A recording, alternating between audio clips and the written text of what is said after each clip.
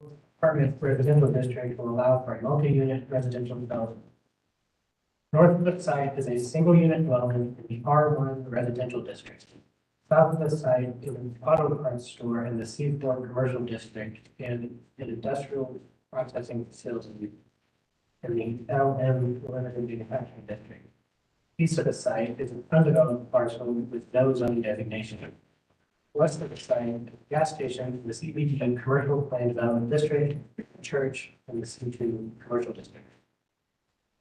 A current CD 23-072 has been filed to reduce the perimeter yard requirements for a proposed 24-unit apartment complex. That request will be heard by City Council and will not be considered at this zoning commission meeting. The site is within the planning boundaries of the Northern One area plan, which recommends neighborhood commercial land uses at this location. The site is located within the boundaries of the Northern Community Council, whose recommendation is for approval. The requested AR12 apartment residential district will allow multi-unit residential development uses. While the proposed AR12 district is inconsistent with North of the Northern area plan's recommended land use of neighborhood commercial, it is compatible with the surrounding residential uses to the east, west, and southeast. Additionally, the site is located near a high intensity transit corridor. Staff notes these conditions have been a factor for the proposed AR12 district. Therefore, the city department's recommendations are approved. Okay, any questions? Okay, Dan, traffic issues? No traffic issues. Planning? No further issue. Okay, and Kathy's written statements. She's okay. Okay, is anyone here to speak regarding application number 1? Okay, you have accomplished staff approval and the neighborhood commission approval. No one's here to oppose you. Is there anything you want to add to the staff's report? I'm here to answer any questions. Give us your name for the record. Craig Moncrief, attorney for the applicant, Plank Law Firm. Okay, any question of the applicant? Okay, let's have a motion to vote. Do we have to take in the new site plan too? No. On the zoning plan, or like supplemental stuff? I move to call the vote. Okay, all right. I will, before we call the vote, I will say this is probably a record for the most kaleidoscopic combination of abutting uses that I've seen in 20 years.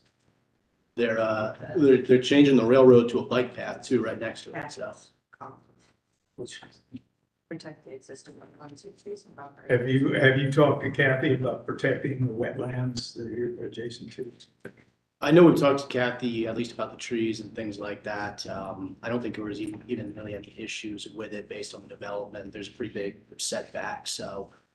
She said in the buffer areas, just protecting the existing wetlands and. Okay, yeah, then that can be accomplished for sure. Okay, so you'll do that. We'll keep it simple. Okay, we have a motion to take a vote. All those in favor? Aye. Okay, please call the roll. Maria Conroy, Yes. Johnny Worthing, Yes. Dan Rupert, Yes. Chair Fitzpatrick. Yes. Okay, so you are approved. Thank you. Case number, yes, sir. You turn the volume up, it's difficult to hear back here. I'm sure it's like, right, this is my, do we even have that? I'm not hearing anything. Turn it on. Yours isn't on. Hey. All right. Is the one at the desk? Yeah, you got to speak straight into that, it's directional. Okay, case number 2. Yes, John's going to handle case number 2.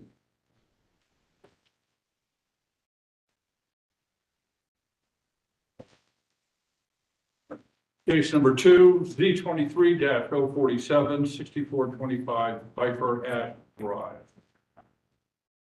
See your supplemental packet for an updated site plan, location text.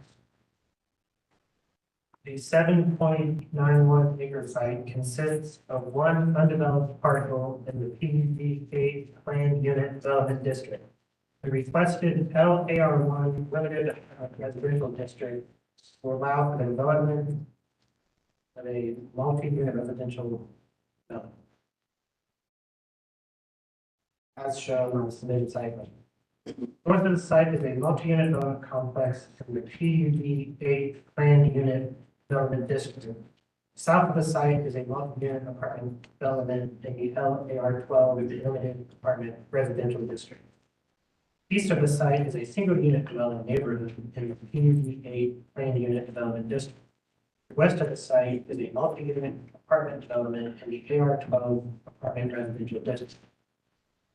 The current CB 23-086 has been filed to increase building height, reduce the building setback line, allow vehicular and or pedestrian connection, and allow an 8-foot tall privacy setback from the perimeter. That request will be heard by City Council and will not be considered at this building commission meeting.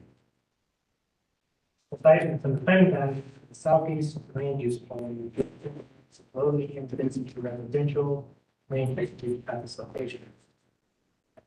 Additionally, the plan includes complete adoption of the Columbia citywide planning policies, design guidelines.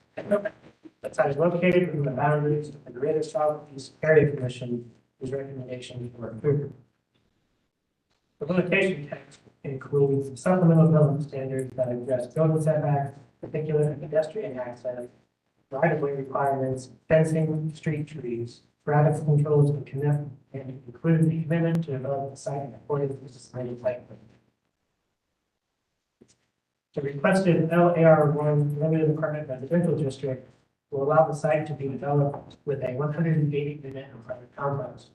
The limitation text includes appropriate use restrictions and a commitment to develop the site in accordance with the submitted. The proposal allows a higher density than what is recommended in the southeast land use plan.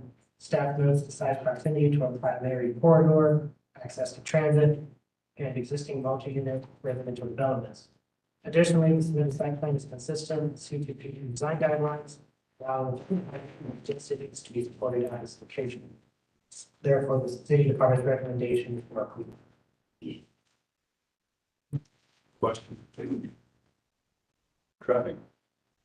The necessary traffic commitments have been incorporated into the limitation text. Turn lane improvements and traffic signal installation are being implemented at the intersection of Gender Road and Viper Ash Drive. Excuse me. This doesn't seem like a fair hearing if we can't hear what's going on. Do we have any? Into the microphone, please. Directly into it. Testing, can you hear me now? The necessary traffic commitments have been incorporated into the limitation text for this application. A traffic signal installation and turn lane improvements are being implemented at the intersection of Gender Road and Viper Ash Drive. Chris, planning, Planning has no further comments. Maria, to sort of comment. Kathy's comments were no comments per se. The conservation of existing trees will enhance the development and offset the heat island effect from the roadways and the rooftops. Okay. Is there anyone here to speak regarding this case? Other than the applicant?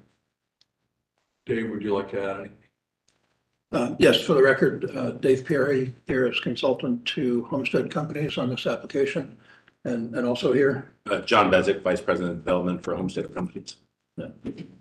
Members of the commission, I want you to know before this application was submitted, we did a preliminary review with the Greater Southeast Area Commission and had some good input on site design, which increased the east buffer. The 8-foot fence is in that east perimeter yard to provide a cutoff of sightline. Homestead changed the site layout to move the detached garages at the perimeter yard line and did some other things that greatly enhanced the setback and buffering. And then when we went back through the formal area commission process, it was very well received. Any questions for the applicant? Do we need to adopt the new limitation text and what date Yes, so we need a motion to include the site plan and limitation types stated November 9th, 2023. Second. Second. Favor? Aye. I need a motion to call the vote. So moved. Second. All in favor? Aye. Aye. Please call. Kay Mugway, Yes. Maria Conroy, Yes. Johnny Grissom. Yes. You are approved. Great, thank you. Thank you. Okay, let us go, as specified before, we tabled case number 3, so we are now moving to case number 4. Z23-056, 5071 Ebright Road.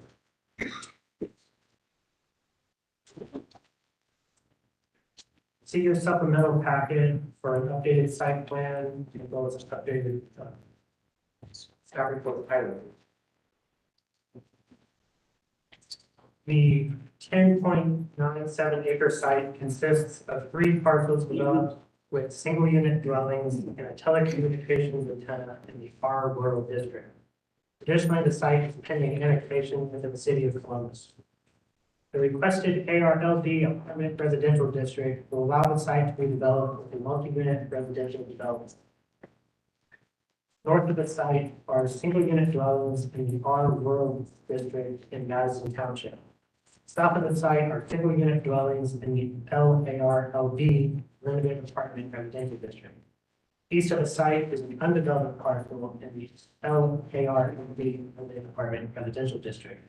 West of the site is an undeveloped parcel in the R rural district. The current CV 23-102 has been filed to maintain an existing monopole telecommunication antenna and reduce the perimeter yard for a proposed 186 unit apartment complex. That request will be heard by City Council and will not be considered at this Development Commission meeting. The site is within the planning boundaries of the southeast land use plan, which recommends low, medium density residential land use at this location. Additionally, the plan includes complete adoption of the Columbus citywide planning policies, design guidelines. The site is located within the boundaries of the Greater Southeast Area Commission, with recommendation for approval. The requested ARLD apartment residential district will allow for the construction of a multi-unit residential development.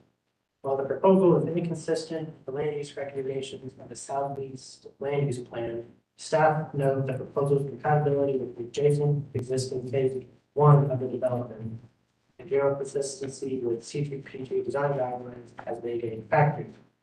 While staff supports the proposed community uses and building design and a pending traffic study with the Department of Public Service, once the traffic study has been reviewed and the resulting comments and commitments have been addressed by the Department of Public Service, the City Department's recommendation will be for approval. As it stands currently, the City Department's recommendation is for conditional approval. Okay, any questions or comments? Daniel, traffic. The traffic study has been submitted. It has not been reviewed, so I have no comments at this time. Okay, and Chris, planning? Planning has no further comments. Okay, is anyone here to speak regarding application number 4 on Ebright Road? Okay. Gentlemen, would you like to give your name for the record and anything else you want to add? Sure. David Hodge, attorney for the applicant. Jeff Bauer, applicant. This is the second phase of a development that we've been working on down on Ebright Road. You can see on the image on the screen, the southern portion of this site is a site we annexed into the city, came through this process and rezoned. Presently in the annexation process for this northern portion, we understand that we have a little work to do with Public Service Department on the traffic access study. The preliminary traffic access study does show some turn lanes out on Ebright Road, and we're committed to fulfill the obligations and findings of that traffic access study. Whether it's turn lanes or not, we hope it's not, but we suspect it will be, and we'll do them when they come. We had a great couple meetings with the Greater Southeast Area Commission. Their recommendation is approval, as is staff's. and we would respectfully request the commission send us on to city council with a recommendation of approval. Okay, I have to give the quick FedEx gobbled language about the blank check issue that you're negotiating after getting the approval. If you bump into an obstacle with traffic after that is completed, you gotta come back through here. If you don't, we'll vote on the prospective land use as appropriate or not appropriate. Yes, sir, Chairman Fitzpatrick, I was prepared for that speech and I prepared my client for that speech, so Okay. we are ready. I accept. It's hard to get that out every time. Sure. Yes, Kathy. Okay, and I know that you all had approved the children's recreational use, and Kathy noted, recommendation is to include pedestrian access and for tree canopy overhead for these areas as their location was not readily apparent. So she just was adding that to the. And we agree with those things. We agreed with Greater Southeast when they brought up the play area, and I know you all see a lot of cases through here, so it's easy to lose the recollection, but all of this property to the west, where you can kind of see that wetland there, was property that this developer donated to the City of Columbus Recreation and Park. So when we came through the first time, Kathy was very happy with us. Yes. But was she thrilled? She was thrilled. She was ecstatic. Great. Do we need a motion to update the text to the November 9th date? Okay. Then we need a motion. So moved. And my team is at it. Okay. All those in favor? Okay, please call the roll. Denise Keith Shanklin. Yes. Maria Conroy. Yes. Johnny Wilson. Yes. Ed McQuaid. Yes. Chair Fitzpatrick. Yes, you are approved. Thank you all. Thank you. Okay. Case number 5, before we start case number 5, because it's a crowded room, put that microphone this close to the face and yell a little bit like you're talking. 3 speakers each if they have. Yeah, before we even start the staff report, how many, is anyone wishing to speak regarding this application? Case number 5. Okay, we abide by the same rules that city council has, and those rules are that you are allowed 3 speakers, 3 minutes each. Endeavor to not be redundant, use your time the same way you'll have to use it in a month if and when this goes to city council. So talk among yourselves, figure out who those 3 speakers will be, and we will accommodate that after the staff gives their report. Okay, please give us the staff report and make it loud enough they can hear that all the way through the room. See your supplemental packet for included opposition letters. The 3.8 acre site consists of 2 parcels, each developed in a single unit dwelling in the SR suburban residential district. The requested AR12 apartment residential district will allow for the construction of a multi-unit residential development. North of the site are single unit dwellings in the R rural district and the LR2F limited residential district. South of the site are single unit dwellings in the SR suburban residential district. East of the site are single unit dwellings in the PD6 planned unit development district. West of the site are single unit dwellings in the PD6 planned unit development district. Concurrent CD 23-118 has been filed to allow above ground utility boxes within the front building setback and to reduce the perimeter yard to allow the construction of a 46 unit apartment complex. That request will be heard by city council and will not be considered at this development commission meeting. The site is within the planning boundaries of the Northland Plan Volume 2 Limited District, which does not have any specific land use recommendations for this location. The site is located within the boundaries of the Northland Community Council, whose recommendation is for disapproval. The requested AR-12 apartment residential district will allow for the construction of the multi-unit residential development. While the proposal does not have a specified land use recommendation for this location, the Northland Land Volume 2 Lincoln District encourages infill developments that are compatible with their surroundings. As such, staff finds that the proposed AR-12 district is a similar intensity to neighboring developments east of its location along Broadview Road. Staff also finds the overall site design to be of a similar character to neighboring developments east and west of the site with regard to unit placement and open space. While staff supports the proposed permitted uses, there is a pending traffic study with the Department of Public Service. With the traffic study has been reviewed and any resulting amendments or comments have been addressed by the Department of Public Service. The city's department recommendation will be for approval.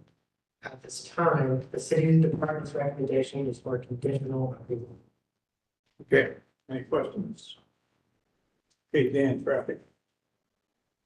Traffic access study has been submitted, but has not yet been reviewed. So we're not able to comment until we review the traffic study. All right. And Chris, Planning has no further comments. does Kathy have anything?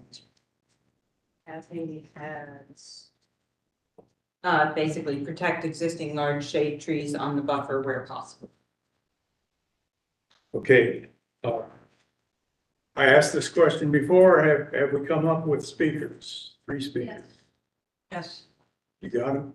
And are you involved in this? I would like to speak as well, if possible, not one of those 3 slots. Right, you represent the area. Does Mr. Hodge have a presentation? Oh, yeah. If you'd like to add, give us your name for the record, and then if you'd like to add anything to the staff presentation. Yep, I'm David Hodge, attorney for the applicant, MI Homes of Central Ohio LLC. I'm Josh Barkin, Vice President of Land for MI Homes of Central Ohio. Thank you. We appreciate the opportunity to be here tonight.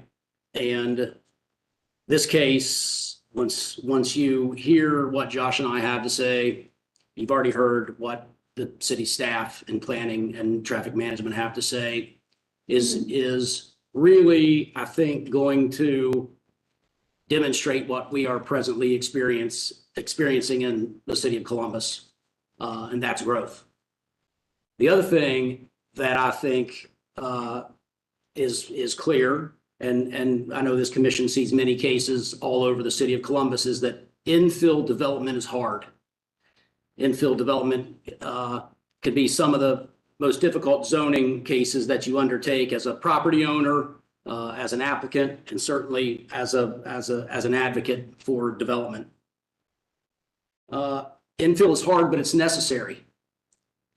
Our city's present policy is to stop going out to the perimeter of our town and gobbling up all of the available farmland because it's inefficient. It's bad for the environment.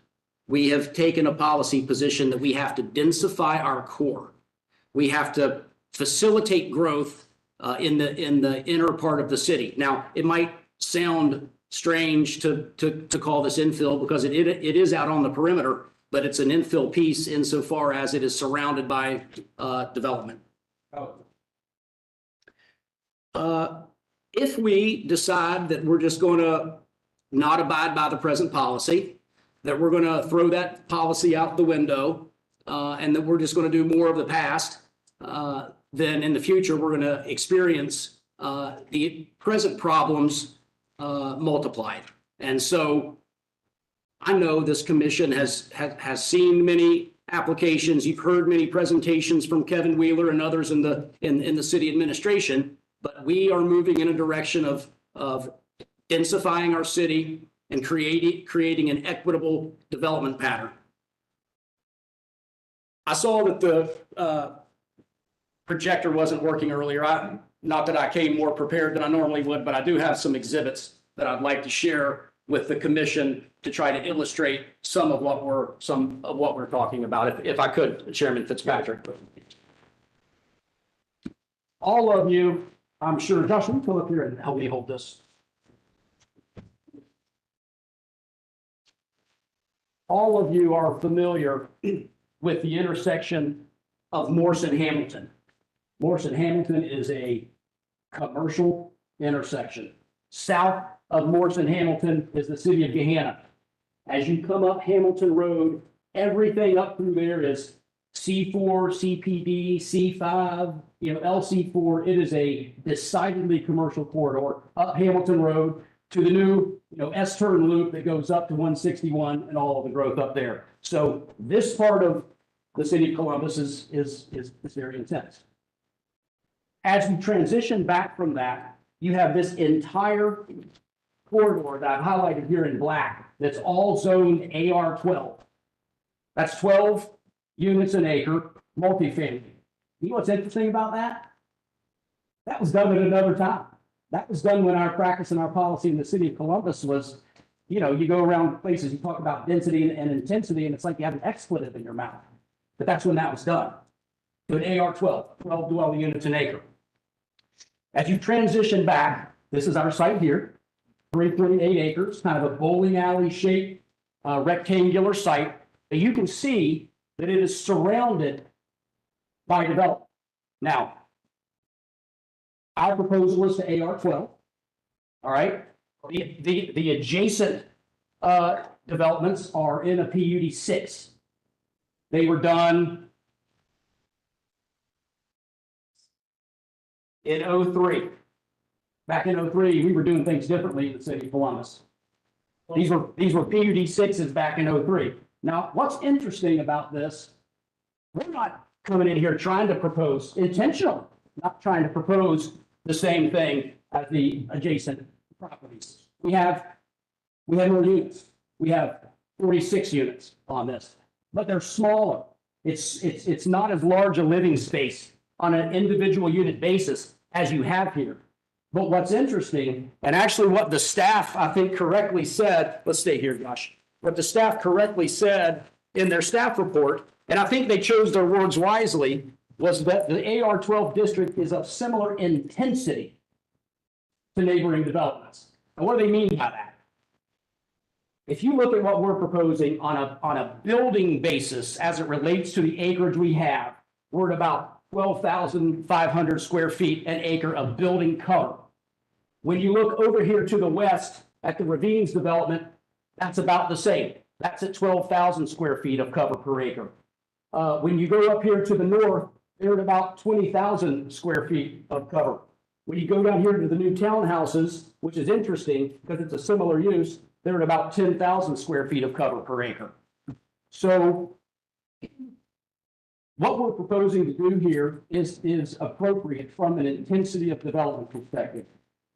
Staff also said that they found, and they do this every day, you know these guys, that they found the overall site design to be of similar character to the neighboring developments. And they're exactly right. So this is an interesting case. This is an infill case, and infill cases, as I said, are hard. But if we want to continue with low density, low intensity, inefficient land uses, then we can choose to do something else here. Now, one thing I want the commission to understand, and there's tons and tons of nuance in the Columbus zoning code. It's among the reasons that they are undertaking the rewrite. But when you look at a PUD 6, which the adjacent properties are both to the east and the west, a PUD 6 doesn't automatically call for this style of development, or this style of development, or this style of development. You can go into a PUD 6 and do an apartment building. You can do that style of development. And imagine when you go do that style of development on this piece of property, what it means in terms of the perimeter parking, the setbacks, the height of the building. Even if it's 35 feet, we do multifamily in the 35-foot height district all the time. And so this is an appropriate land use. This is a 2023. This is a 2024 land use. This is not a 2002 or a 1995. This is the policy of the city administration, and this is absolutely the direction that we need to go as a city, is to make common sense use of the available land that we have in the city of Columbus. I'll stop there, Josh. I don't know if you have anything you'd like to add. It was well said. I completely agree with you. Okay, let's go forward with these three speakers, starting with Dave Paul first. And then we'll bring you back up to the microphone. David? Sure.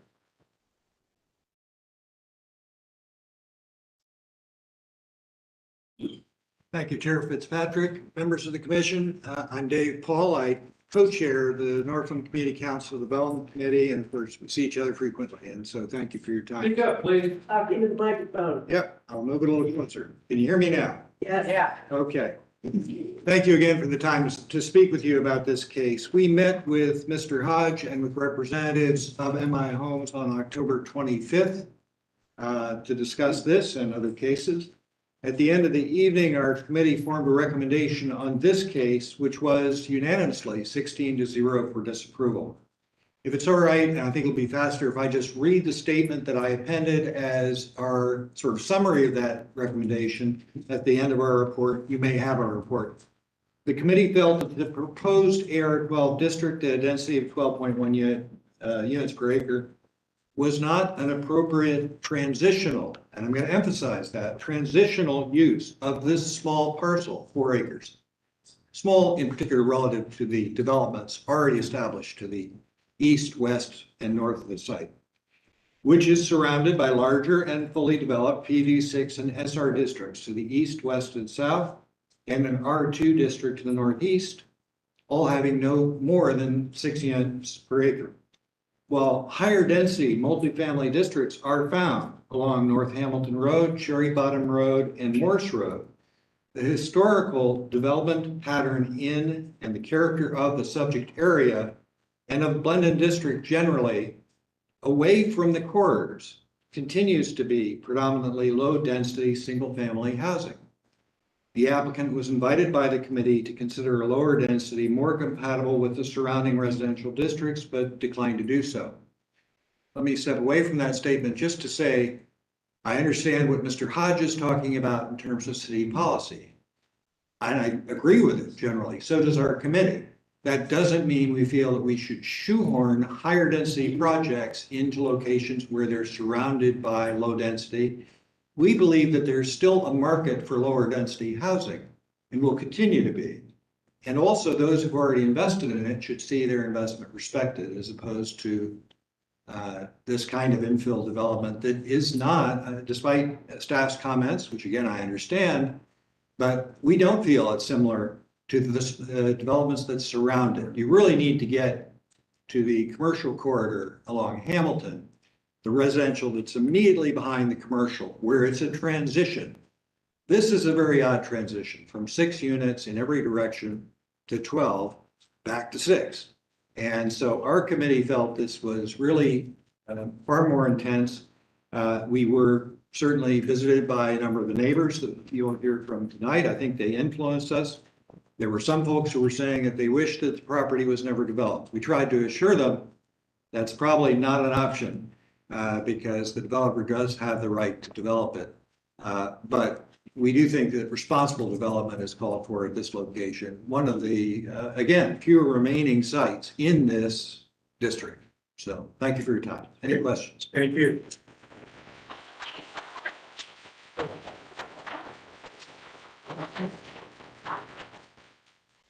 Keep the 3 minutes. Yeah. Any questions for me, sir? No, sir, Dave. You're Thank you. very well spoken. Please, first speaker. Give us your name for the record.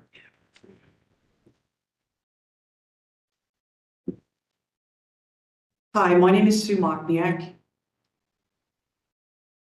And I live at 5575 Broadview Road. My house is immediately adjacent to the proposed rezoning of 5555 Broadview Road. I am here to share my objections to MI Homes' proposed rezoning of this property. I and many of my concerned neighbors are here to object to this rezoning. Neighbors, please stand up now to let the council know you are here. Thank you.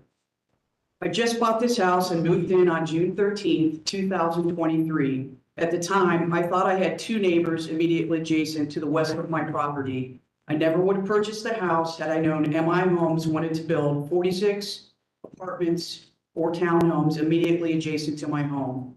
I, along with my deeply concerned neighbors, emphatically concur with the decision of the Northland Community Council Development Committee, who voted 16-0 to disapprove MI Homes' proposed rezoning. We agree wholeheartedly with the council's decision to vote down MI Homes' proposed rezoning from suburban residential to apartment multi-unit residential. On October 25th, the council at Northland Council voted 16-0 to recommend disapproval for rezoning, stating that the proposed usage for apartment townhomes was not an appropriate transitional use of this small parcel, which is surrounded by larger and fully developed residential homes and condos. The historical development pattern in and the character of the subject area under the Blended Woods District generally continues to be predominantly low-density, single-family housing. You have the photos I submitted to Brandon showing my house and the adjacent property. Thank you for taking the time to visualize what this property looks like now and how MI Homes' plan would radically and fundamentally alter the current environmental beauty and integrity of the property and the surrounding area and create substantial and significant problems with traffic congestion, light pollution, noise pollution, and loss of habitat for a variety of wildlife, including dozens of species of birds, along with a probable decline in property value due to the mismatched nature of the proposed development for this particular small piece of property. Simply put, it is an audacious proposal to try and shove 46 townhomes, apartments onto this small piece of land. MI Homes even alludes to this in their application, stating that due to the lack of space on the property, they had to reduce the perimeter of the property to 13 feet, 13 feet from my property line. 46 townhomes, apartments, 92 more cars, and one driveway onto an already busy Broadview Road. More lights, more noise, more stress, less natural beauty, and a significant reduction in the quality of life for the existing homeowners. It doesn't fit in. It is a mismatch for the area. As members of a neighborhood whose lives will be significantly altered if MI Homes is allowed to rezone the property, we respectfully urge the members of the Columbus City Council Rezoning Committee to carefully consider our pleas, to concur with the 16-0 decision of the Northland Council, and to not approve MI Homes' request to rezone this property for 46 townhomes, apartments. Thank you for your time, thank you for listening, and thank you for caring.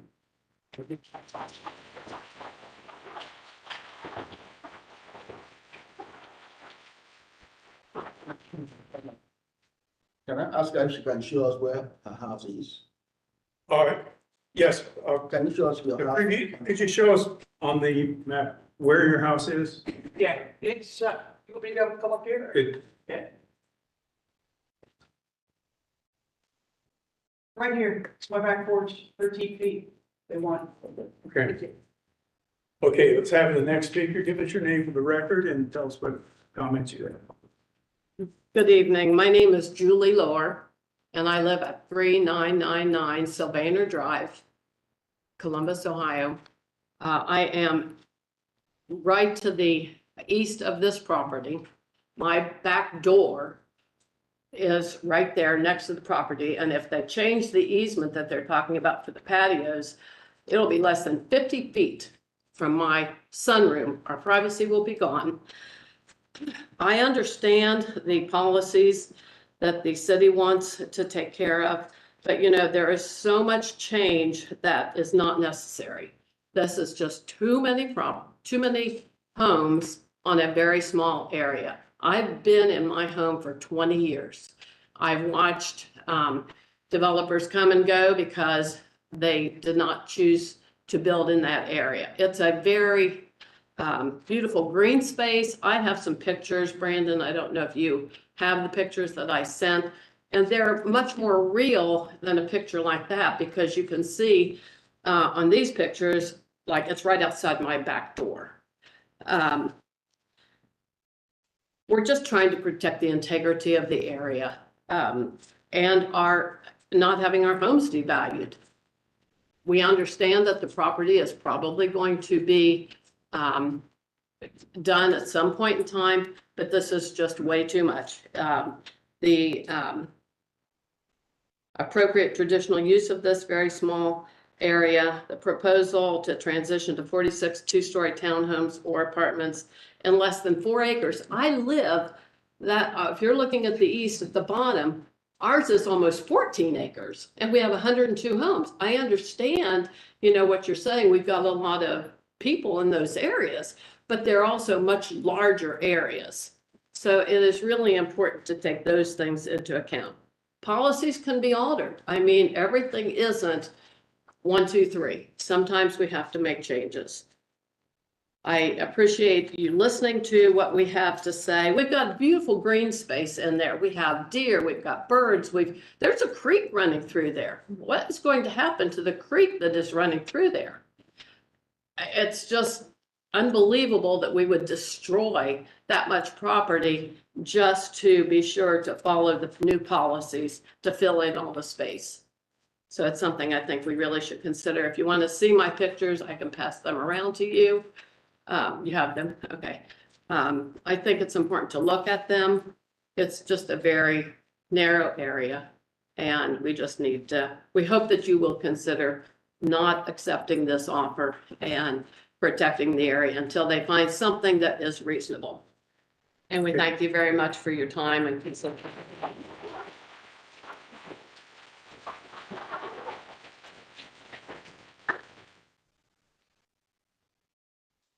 Good evening. My name is Patty Kenahan, and I'm the president of the Ravines at Broadview. And I'm here tonight to also ask you to reject this request for rezoning.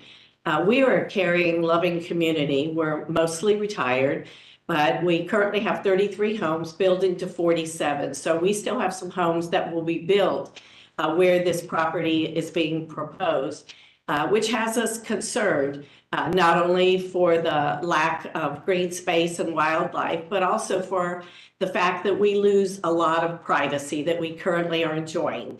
And so we are asking you to seriously consider our request to deny the rezoning request so that we can hopefully in the future build something on there, but more compatible to what we are currently enjoying. And so I thank you for your patience with us, and we look forward to your response. Thank you.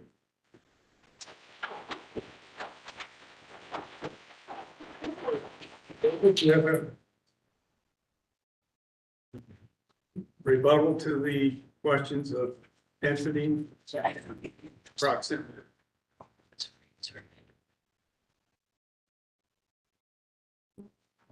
MI Homes has been in this market for coming on 50 years. They're elsewhere, but they're a homegrown company and they've been in this market for almost 50 years. We're talking about for sale product. There's been a lot of talk about apartments and sometimes it gets lost in the fact that it's an AR designation, but we are talking about for sale townhouses. Nothing obligating that. If somebody wanted to rezone this to a PUD 6, to match the zoning east and west, they can do an apartment building on it or they can do a rental community on it, which would be a difference in land use from the adjacent uses. There was some discussion about the setback and, the setbacks are evident on this site plan, but if you want to talk about what an appropriate setback is there, the lady that spoke, there's her house and you can observe what her setback is. Her western property line to us. So there's a certain proximity there. A lot of talk about a mismatch for the area. A lot of talk about density. This isn't about density. We talked about intensity. We talked about coverage. We talked about compatibility and where this exists in coverage. With reference to our proposal in the adjacent, we demonstrated that from a coverage perspective, we are consistent. It's smaller units. It's smaller units. The individual units here are smaller than those to the east and to the west, and we readily admit that. We're not trying to be the developments to the east and the west. We're trying to be something different. We need housing in the community of all stripes, all the way across the board. So we don't want to go in and compete with the adjacent developer, who you can see there at the top right-hand side of the screen. There are some more units that need to fill in. We're trying to do something a little bit different. I think probably a great illustration of the coverage thing that I'm talking about is look at the top left-hand side of the screen, where that portion of the community is done in comparison to our coverage. And you can see there that is very consistent in terms of what's done there, what's in the PUD 6, as opposed to what we're proposing here in the AR 12. No. There was a lot of discussion about beautiful green space, and green space is beautiful. And, you know, this property happens to be in very good proximity to Blendon Woods Metro Park, which is up to the north off of Cherry Bottom Road. This beautiful green space happens to be the beautiful green space. It's privately owned property. This is not a public park. This is private property, and it's for sale. One of the speakers talked about this being right outside their back door. That sound like anything to you? It does to me. It's outside ours. Right outside their back door, in their backyard. In other words, in their backyard. And they don't want us to be there. No. All right, we'll discuss this. Yeah. It's an appropriate land use. It's consistent with intensity to the adjacent uses. The city staff got it right when they thoughtfully put forth their recommendation. They chose their words wisely. It's unfortunate that some of the neighbors, most of the neighbors, all of the neighbors don't support the proposal. And it's unfortunate that neighborhood input, as Mr. Paul mentioned, influenced the outcome of the Northland Community Council. But at the end of the day, if we want to keep doing what we've done in the past, we can do that. But if we want to adopt the policy of the present city administration and move the city in the direction it needs to go, we've got to start looking at things on a 2023 standard and not a 2005 standard. So I'll stop there, and between Josh and I, we'll do our best to answer any questions that the commission has. There is, actually, Josh and I jumped over to the table pretty quickly. There is a proponent speaker if the commission would entertain a positive speaker. You heard from 3 negatives in the area commission. Yes, we will hear a positive speaker. 3 minutes. Tell us what's on your mind.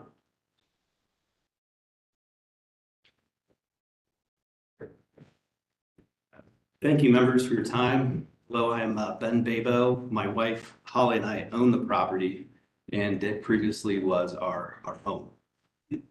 We'd been approached previously from an out-of-state developer to build high-density apartments for rent on the site. While the deal would have been better financially for us than the current contract, I decided to look for a builder who could develop condominiums in a similar value range to the adjacent neighbors' property values in that $350,000 range, which is what MI's proposed. I wanted to leave the area in a net positive place for everyone. If I understand correctly, the main objection from some neighbors is the proposed number of units.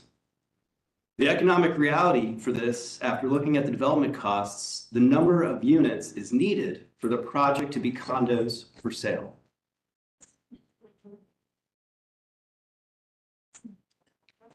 Yeah.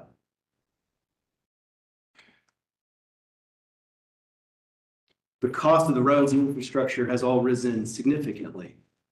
The truth is I need something to happen on this site. It is costing me too much each month to hold, and I have 3 young kids to think about. The only other option I see is going back to developing the site for rental units, since that would allow for the cost to be financed over 25 years.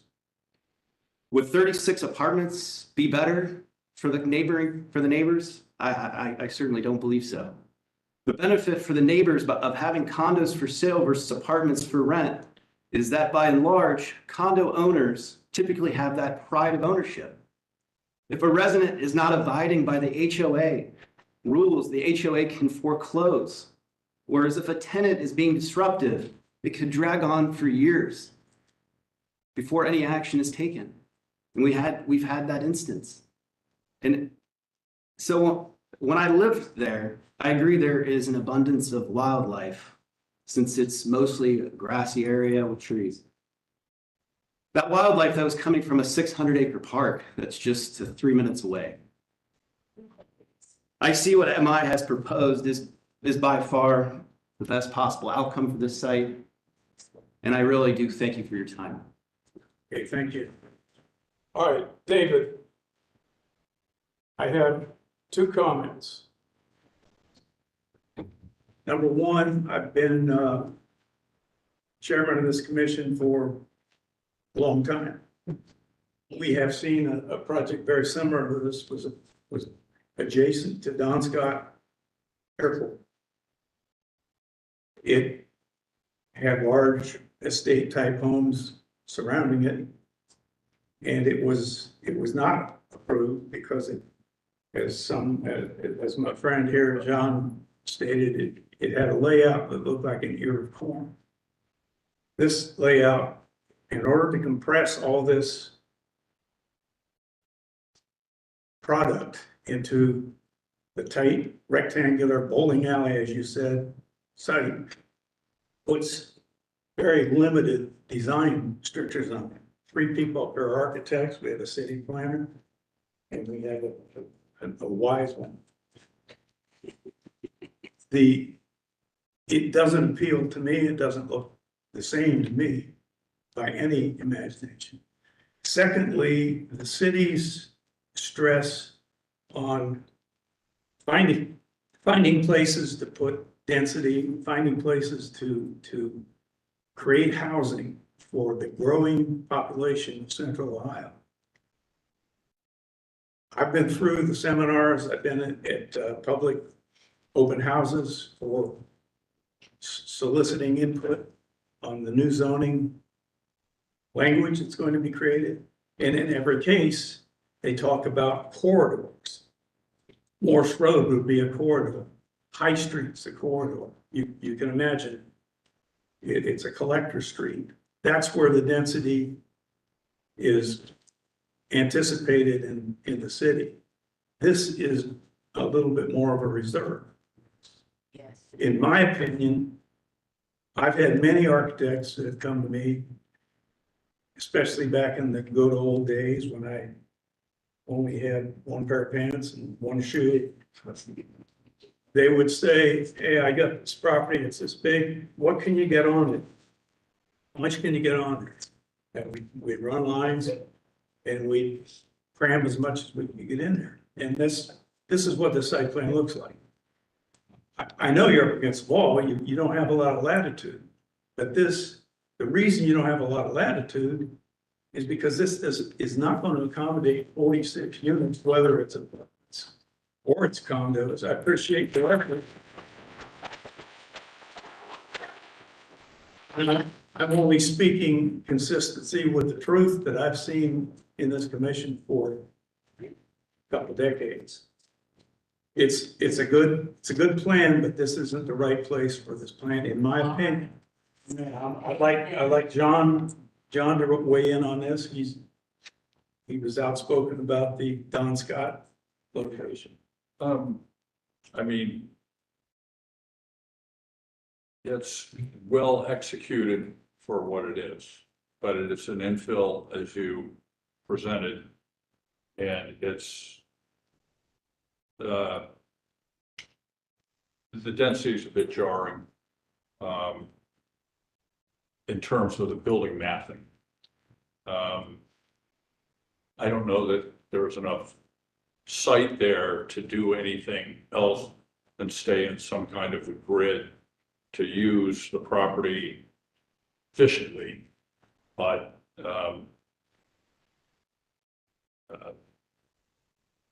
it's just, it's too tight. If it was Sessions Village, you know, I don't think you would have an argument. But it's not there. It's more of a mass of apartment blocks or condominium blocks.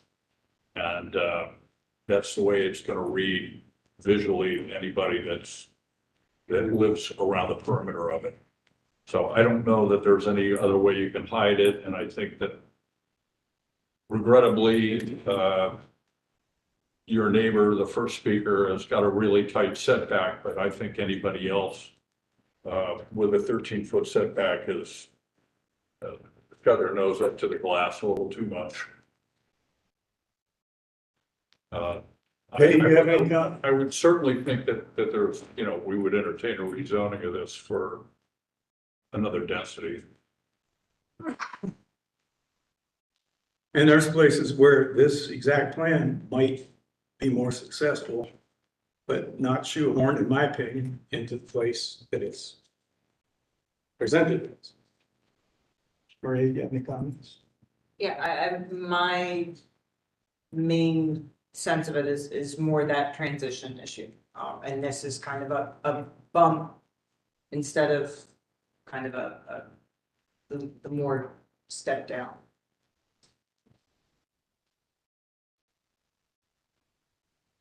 Well, I think everybody basically have said what I needed to say, but on the other hand, the other one is by the 90-something vehicle that we are. Sorry, can't hear you. All right, sorry about that. What I'm saying is that the 90-something vehicle that be exiting the site will actually increase the vehicle on Broadview. Broadview is a two-way street, no sidewalk. A lot of people jog on that street. School buses stop on that street. So I think it increases the potential for vehicular traffic conflict, pedestrian conflict. And also the density, I think, is a little bit high for what it is. Like Maria said, the transition is very abrupt. Very abrupt. Okay, Denise? And that was my question as well, it's abrupt, as well as, Put the microphone. the community is not necessarily against something being developed there. But I have heard that they want to be heard in regards to the amount of units in that space. And so it's intense. Okay, we've all spoken.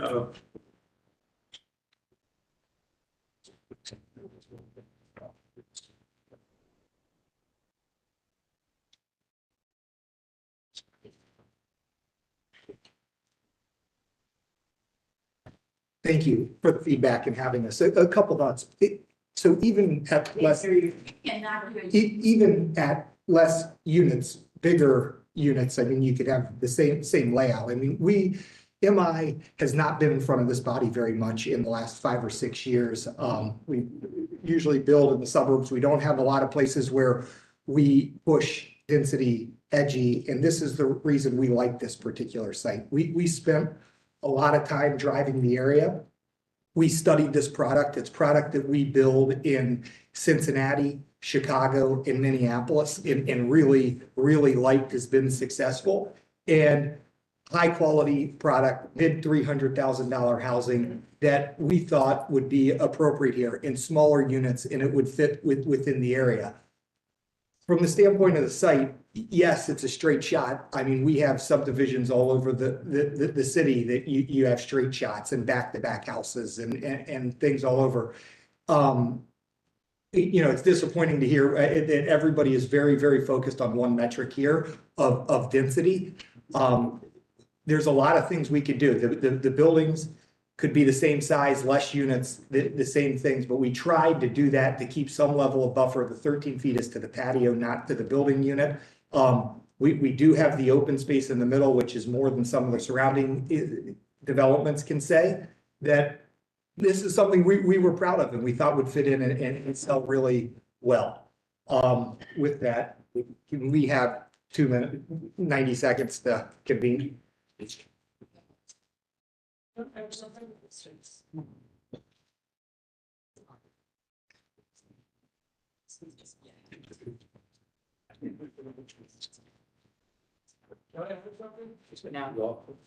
Not at this point, sir.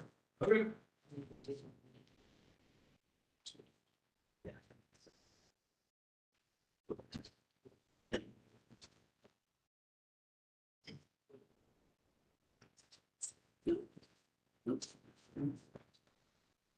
So for the following reason, we believe it's supported and we agree with staff's recommendation and we would ask for your support this evening. I think the only thing that I would add there, and Mr. Fitzpatrick, you're exactly right. This initial look at the zoning code does have to do with the corridors, Broad Street, Fifth, Morse. That's an initial step, though. The city's gonna, I think, hopefully unveil that next year and then look to densify the remainder. I've said it 3 times, I'm gonna say it 4. I stand by the city staff's recommendation. It's thoughtful, it's right. It's an appropriate analysis of the actual intensity that's being proposed here. I heard each of you, but we still yet respectfully request your recommendation of approval on the city council. Okay, I appreciate where you're coming from, and I think you're a pioneer. We're gonna see this kind of conflict many times in the near future, as the idea of more intensity, more density is going to show its intentions. This particular location just isn't that type that's going to work, in my opinion. And I've seen all the intent, I've seen all the displays, been to the open houses. I know it's coming forward in zoning. Unfortunately, you have a nice product. There's a lot of places it'll work, in my opinion, it won't. Now, we're gonna call vote, and then we'll go forward. I need a motion to call vote. Motion to call it out. Second. Okay. Okay. All those in favor of voting, say aye. Aye. Okay, please call the roll. Maria Conroy. I'm voting no, but I do think it's close. It's just not there, right, in my opinion. Johnny Wilson.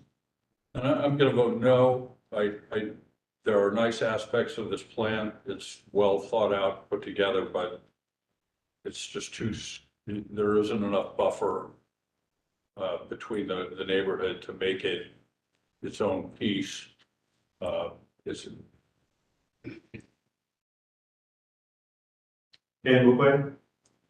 say no, but first, with that answer, I'm gonna say the site plan, I think is well thought out.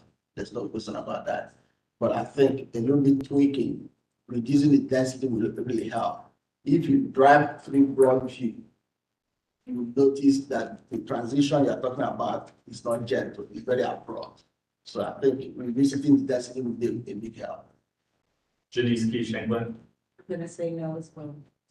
I'm Chair Fitzpatrick. Okay, I'm going to say no as well. I think you can resurrect some parts of this, but I don't think as it stands, it's going to work here in this location. I don't think it's going to work in other parts of the city. They have the same characteristics. I wish you the best of luck to go forward. Thank you all for the opportunity to present it.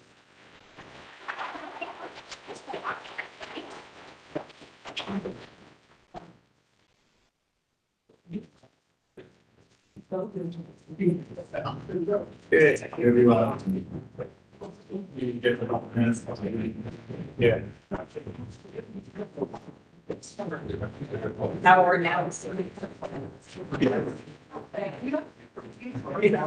Everybody doing here.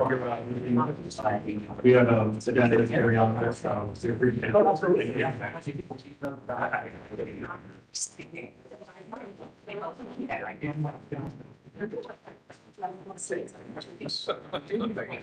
But I say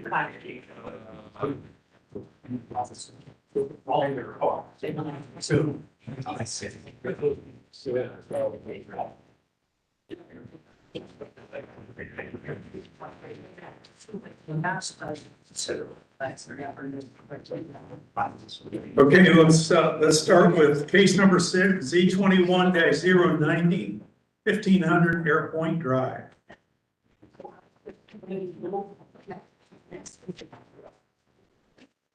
System 2 undeveloped parcel in the LC4 limited commercial district. The requested AR1 apartment residential district will allow multi-unit residential development at this location. The site is also within the Port Columbus International Airport overlay environs and the I-670 graphics control overlay. To the north is a hotel and offices in the CPD Commercial Plan Development District. To the south is a hotel in the CPD Commercial Plan Development District and right of way for Interstate 670. To the east is right of way for Interstate 670. And to the west are commercial uses in the CPD Commercial Plan Development District. Besides within the boundaries of the northeast area plan, which recommends airport-related land uses at this location, and the Port Columbus Joint Economic Development Strategy, which recommends office land uses. Concurrent CD 21-119 has been filed with a conceptual site plan demonstrating mixed-use development on 2 parcels containing up to 204 dwelling units and 8,000 square feet of commercial space, commercial use on parcel A, and 90,000 square feet of office use in parcel B. They're requesting police variances for perimeter yard and to allow commercial uses in the AR2 district. That request will be heard by City Council and will not be considered this development commission meeting. The site is located in the boundaries of the Northeast Area Commission, whose recommendation is for approval. The requested AR2 apartment residential district will permit a mixed-use development with concurrent council variant CV 21-119, demonstrating up to 204 dwelling units, 8,000 square feet of commercial use, and 90,000 square feet of office use. Staff notes that the southern parcel B contains office use consistent with the Port Columbus Joint Economic Development Strategy's recommendation for office uses at this location. Staff supports the residential use on parcel A along with the commercial component in combination with the office use on parcel B. The Department of Public Service notes that a traffic impact study is currently in progress in conjunction with this application, which may require additional commitments. Staff's recommendation will be upgraded to approval upon the review and approval of the traffic impact study to the satisfaction of the Department of Public Service. Or city's recommendations for conditional approval. Hey, thank you. Any comments or questions? Dan, traffic? As mentioned in the staff report, traffic impact study is in progress. An initial submittal was reviewed over 1.5 years ago for a previous, more intense iteration of this proposal. We'll still need to review a revised traffic impact study that corresponds to what is shown here. It's likely that the outcome is going to be the need to contribute monetarily toward future improvements along Cassidy Avenue, an amount that would be determined once we get the revised study. Okay, Chris? As noted in staff report, the plan includes office, which is consistent with the plan's recommendation of dislocation. Therefore, the mixed use proposed to this. Okay, and does Kathy have any comments? Kathy's comment is no comment. No comment. Is anyone here to speak regarding case number 6 on Airpoint Drive? Okay, you have staff. We appreciate traffic working with us, as well as the planning and economic development. We did some intense negotiations about when we originally submitted this, it was the entire 9.88 acres. And economic development and planning wanted to see some office space staying for the possibility of future development there. So when we took out the 2.3 acre for the office development, that triggered the requirement that we redo our traffic study. So our client is aware of that. It will be done before we go to council. And you know, he knows that it get in somebody's back pocket. We'll call that the blank check. Yes, yes. I think everybody knows what that means. Okay, we do not have a need for a change in the text, so I need a motion. Move to vote. Okay. All those in favor? Aye. Okay, please call the roll. Johnny Mercer, Yes. Dan LaFleur, Yes. Denise Keith Shanklin, Yeah. Maria Conroy, Yes. Chair Fitzpatrick. Yes, you're approved. Thank you, folks.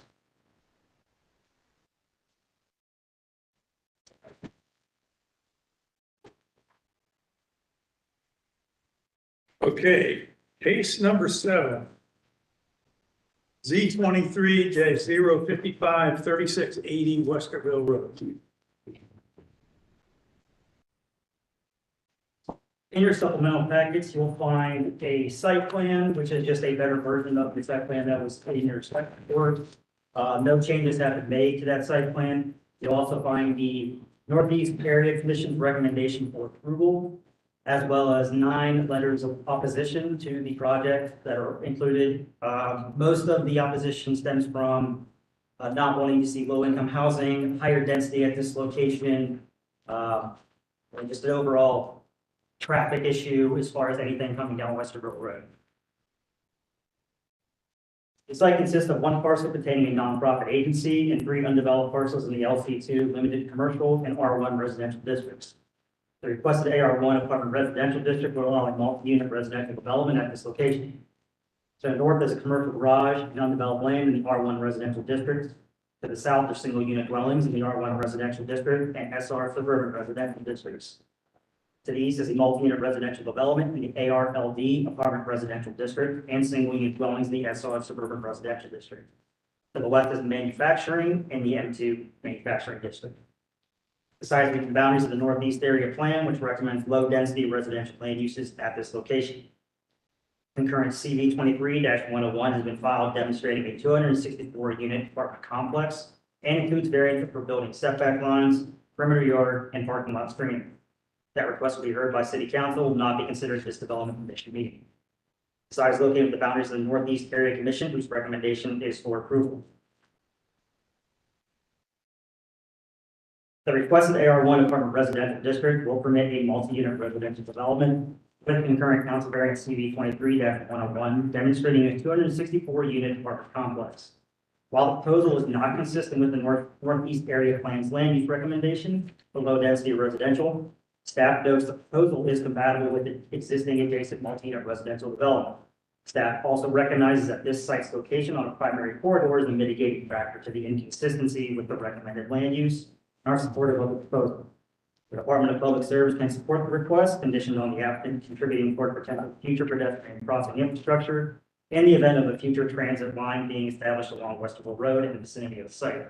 Therefore, staff's recommendation is conditional.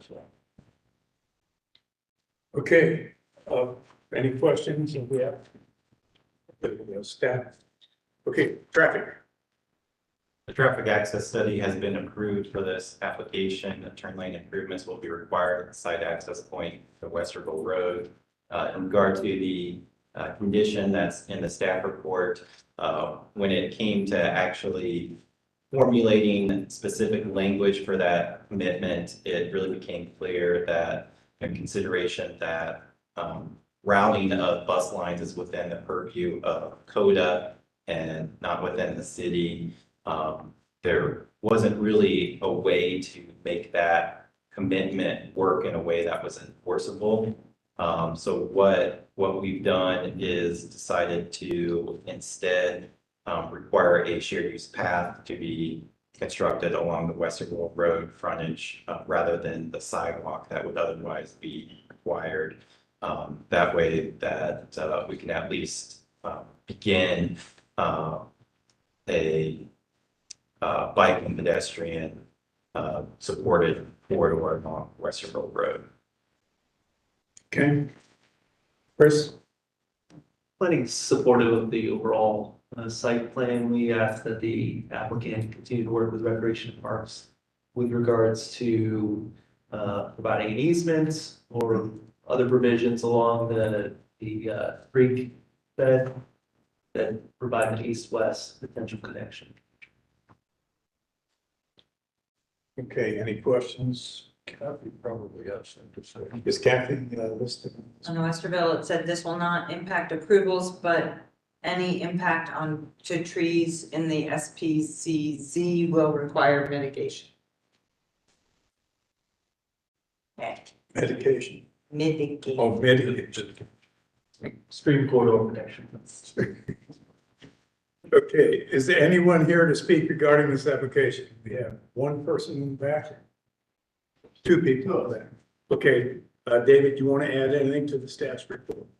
Yes, David Hodge, attorney for the applicant. Probably in terms of focused intensity of work across a couple of month process, I'm not sure that I've ever worked harder or closer with a neighborhood than I did with this one. Lots of work over the course of the last couple of months, both with the Walnut Creek Civic Association and the Northeast Area Commission. Was thrilled last week when they voted 6-1 to support the proposal. Lots of radical revisions to this site plan, taking in input from the neighborhood to minimize impacts. It's a very long list, and I've already taken up enough of your time, but you know, one thing I'm going to note that is evident, if you see the building there, sort of the U-shaped building there at the southeast corner of the site, the original iteration of the plan had 3 buildings down in that location, down to the south and over to the east. We were able to reduce the overall number of buildings on this site from 6 down to 3 and move that building way up into the woods there, preserving considerable woods south of there, considerable woods east of there, and moving that away from the neighbors. We were also requested to install an 8-foot privacy fence along the property line. We've committed to that 8-foot privacy fence. It's a long, long list. We even offered a good neighbor agreement to the Northeast Area Commission. So it's been a very intense process, and frankly thrilled with the outcome. You guys are all great among the members that are here tonight. I do wish Amanda was here because I think she would in particular love this proposal. These buildings are 100% natural materials. It's 264 units, and it's a commitment to 60% of AMI. 100% of the units are 60% of AMI.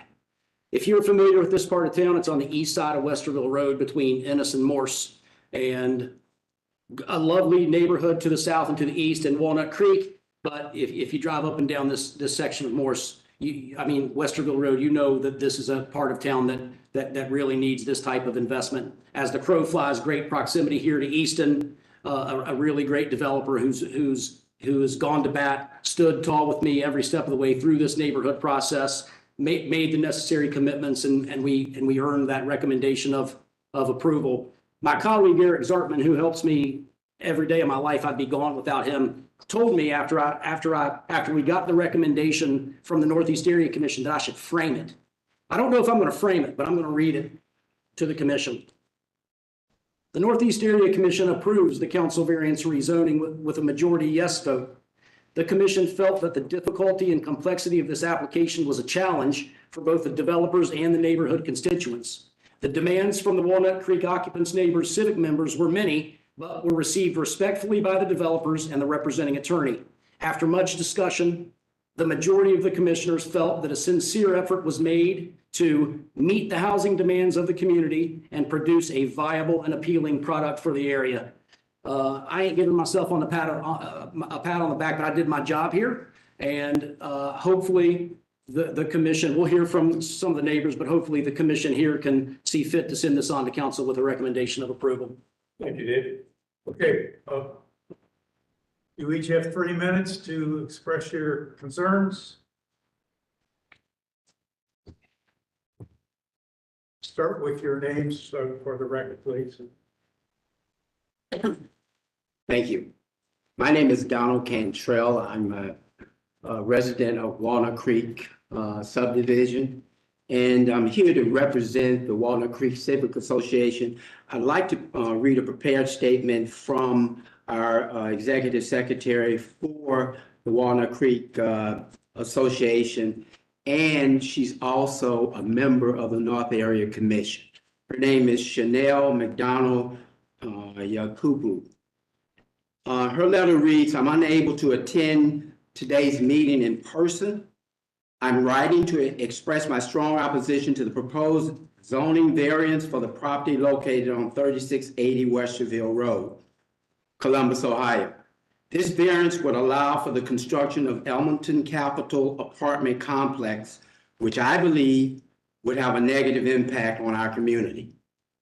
I would like to take a moment to point out that Elmonton Capital and their attorney have made changes to better suit the needs of the community, but have failed to address the major concerns, with the most important being the number of units they are proposing for this 12-acre parcel.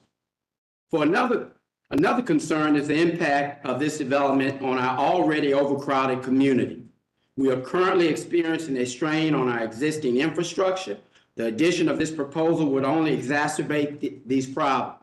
The proposal would mean that we would have upwards up to 1,500 additional bodies in this area, going to our already failing and overcrowded schools, adding to a copious amount of traffic, and would increase pedestrian traffic. And this area already has no sidewalks, and there have been no plans from the city proposing sidewalks being added. In addition, I'm concerned about the noise pollution that this development would generate. The proposed units would be located in a quiet residential neighborhood, and I'm worried about the impact of increased noise level on the quality of life for the residents, some of which have lived in this area for 40 years. I'm also concerned about the crime that would come to already established community. This development is proposing low-income housing, and history has proven that these kinds of properties have a history of being crime magnet due to slumlords, gang activity, and pests. Furthermore, I'm concerned about the strain that this development would place on our existing utilities. Our water, our sewer systems are already at capacity, with many homeowners facing flooding, in part due to the city's Columbus homeowners and allowing additional structures to be built in recent years. We are also facing electricity issues on our grid and has been identified as being overloaded and needing upgrade. Our electricity is already being supplied from Dublin. This is going to further create a problem for homeowners. I'm worried that the addition of this proposal would overload these systems. Finally, I'm concerned about the increased traffic that this development would generate. This would be located in a busy area, and I'm worried that the addition of more traffic would make it even more difficult to get around. It is a nightmare to turn left out on Woodstead Drive onto Westerville Road, taking up 15 minutes for one car to turn during rush hour. I invite everyone voting on this zoning variance to come to our neighborhood and attempt to make this turn themselves between 4 and 5:30 on a weekday. For all these reasons, I urge you to deny the proposal zoning variance. This development would not be in the best interest of our community, and I believe that it would have a negative impact on the quality of life. We are homeowners that have a vested interest in this community. We cannot just get up and leave when this proposed property will be sold off after the developers' tax incentives have run out. I also want to point out that there have been lots of backdoor politics to this development, fast-tracked, and it's alarming to say the least. I was told by multiple persons that this will be approved no matter what the attorney on this case has also been made clear. How can residents of the community be expected to trust local government officials when deals are being made over dinner tables without public notice? As a resident of Walnut Creek subdivision, an executive member of Walnut Creek Civic Association, a commission of the Northeast Area Commission, and a 13-year transplant to Columbus, I'm hoping that the city will do the right thing for us homeowners and denies the zoning variance, therefore preventing the 264-unit low-income apartment complex to be constructed in our backyards. Thank you for your time and consideration. Thank you. Hello, my name is Daniel Pearson. I live at 3777 Walnut Creek Drive.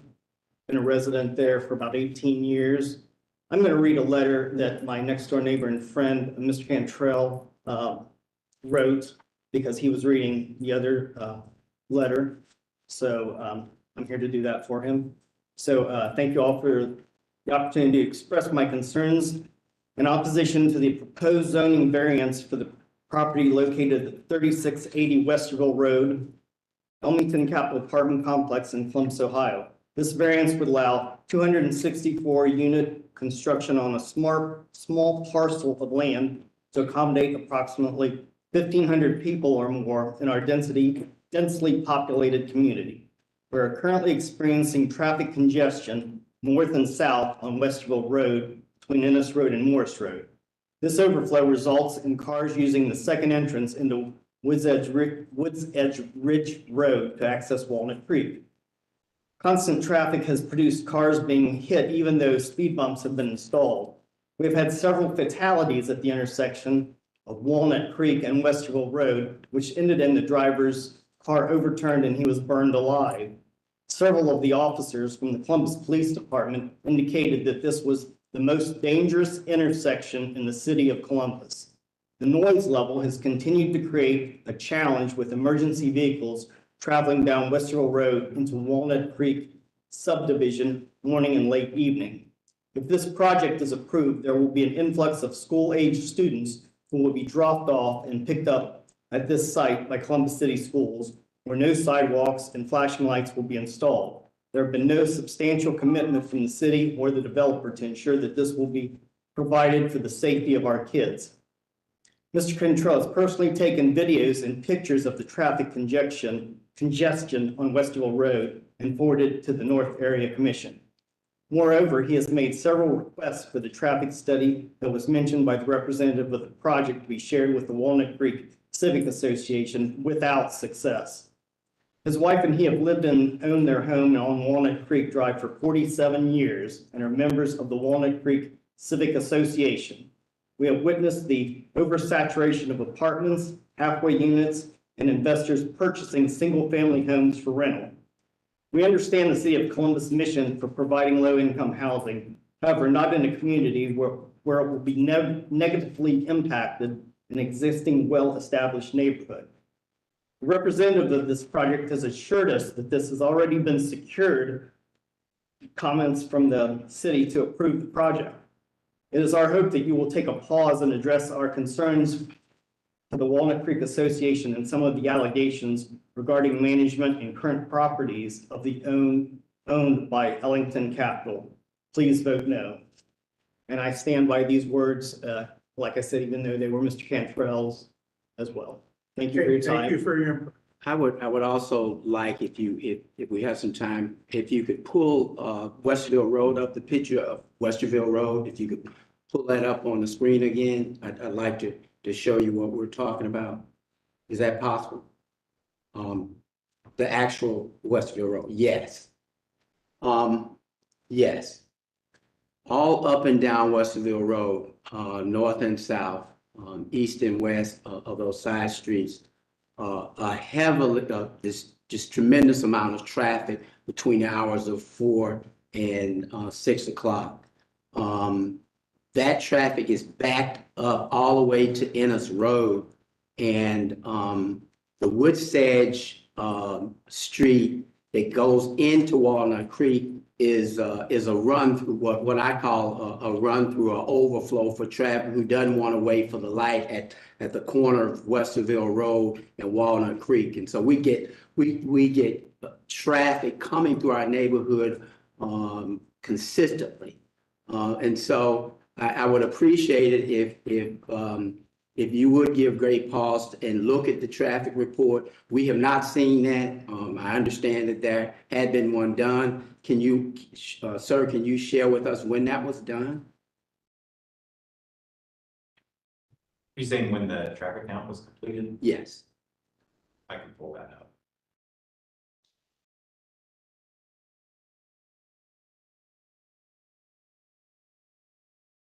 Had I known that we could have brought videotape, I would have done that. We're very concerned that if this project is completed, there's no way for kids to load off the buses on Westerville Road. There are no flashing signals that have been promised for that area as well.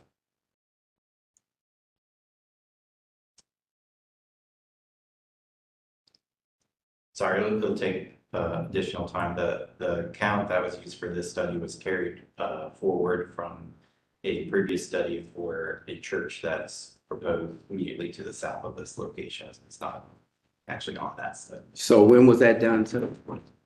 That's why they'll take additional time.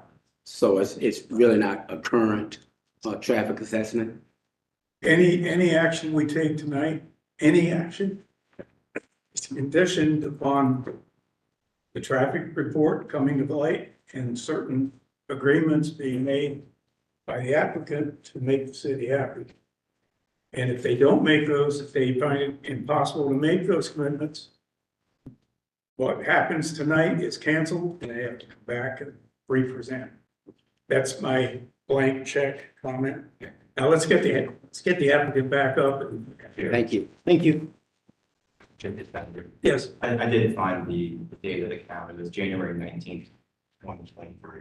So it wasn't this. 6 months ago, 8 months ago. Roughly. 10 months ago now. November. It's terrible when you get older every day. Okay, you've heard the comments. I have, and first thing that I'd like to address is, listen, I don't know who said that no matter what, that this project was going to get approved. And the insinuation of political insiders and dinners. I haven't had a single dinner about this development. I haven't talked to a single elected official about this development. I've talked to city staff. I've talked to the Walnut Creek Civic Association, and I've talked to the Northeast Area Commission. We had 2 meetings with the zoning committee of the Northeast Area Commission. First meeting, we had a room full of people. We had a meeting with the Walnut Creek Civic, and then a final meeting after that. They voted 6-1 to support this proposal. The one no vote was Commissioner Yakubu, which is the letter that Mr. Cantrell just read. Her vote was no. All of her colleagues voted yes. There's much discussion, and Mr. Cantrell's been consistent. And I think Mr. Cantrell and I personally like one another. I do. There's been lots of discussion. You know he's an attorney. And his lips are moving. We've had lots of discussion at the meetings about traffic.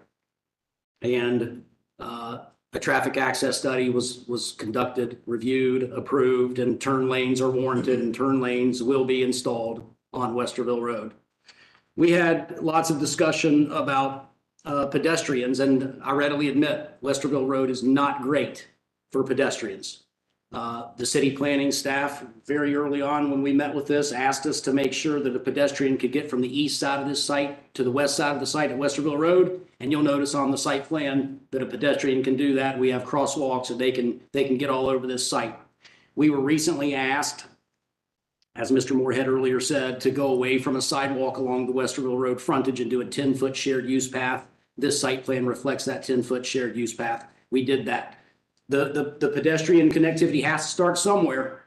Nobody's been asked to do it when they've done development on Westerville Road in the past, but they are now, and we're doing what we can, our part, this 10-foot shared use path.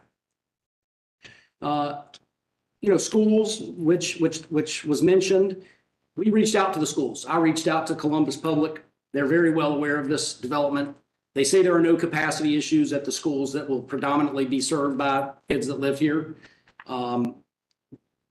Elmington Capital also has a affiliated 501c3 called Elmington Elevate. And we committed that Elmington Elevate will reach out to Columbus Public and participate in some charitable activity in terms of backpacks or whatever that need is, because the school's issue came up.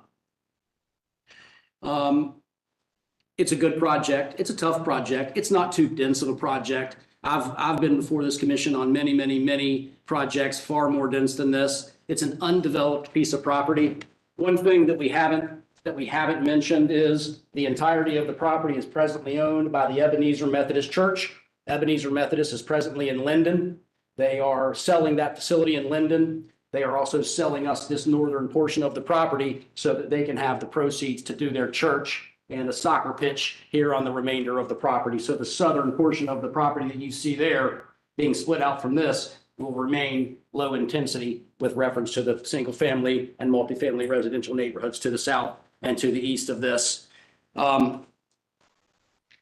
Horowitz, Joe Horowitz, is in town from Nashville, Tennessee. He's with Elmington Capital. If there are any specific questions about the operational aspects, again, this is a commitment to 100% of the units being 60% of AMI, 100% natural materials on a piece of property that needs developed on Westerville Road that could certainly stand for this type of substantial investment. I'm just going to stop talking. I could actually, I've been spending so much time on this one. Joe's bill will reflect that next month, that we're going to, that I could go on for hours about this project in particular, but it's a good one. Elmington Capital is a group that makes my job frankly easy, because they listen and they're willing to make revisions. They're willing to take in neighbor input and make positive modifications to their development to get to a yes vote, which we have successfully thus far been able to do. I would like to commend you in drastic contrast to the case we just heard on the narrow, no setback attempt. This piece of property is very well designed, almost artistically designed to be a good nature provider, observer, and be a good neighbor. Is this crosshatch line a fence line? Yeah, so let's talk about that just a little bit. Two things are happening with fencing. The church, as a condition to the sale, has asked for a 6-foot board on board along the shared perimeter with them. So that will be a very expensive run of 6-foot board on board fence there. Right. The neighbors asked us to do a little more to go above and beyond. So along this area and this area is an 8-foot board on board fence. Okay, I think that's commendable, because even though you've got 264 units here, it doesn't feel like it's overcrowded. And it has diversity in the layout. It's not just a rigid row of corn. And I think you've had, there's a reason you got a 6-1 yes vote.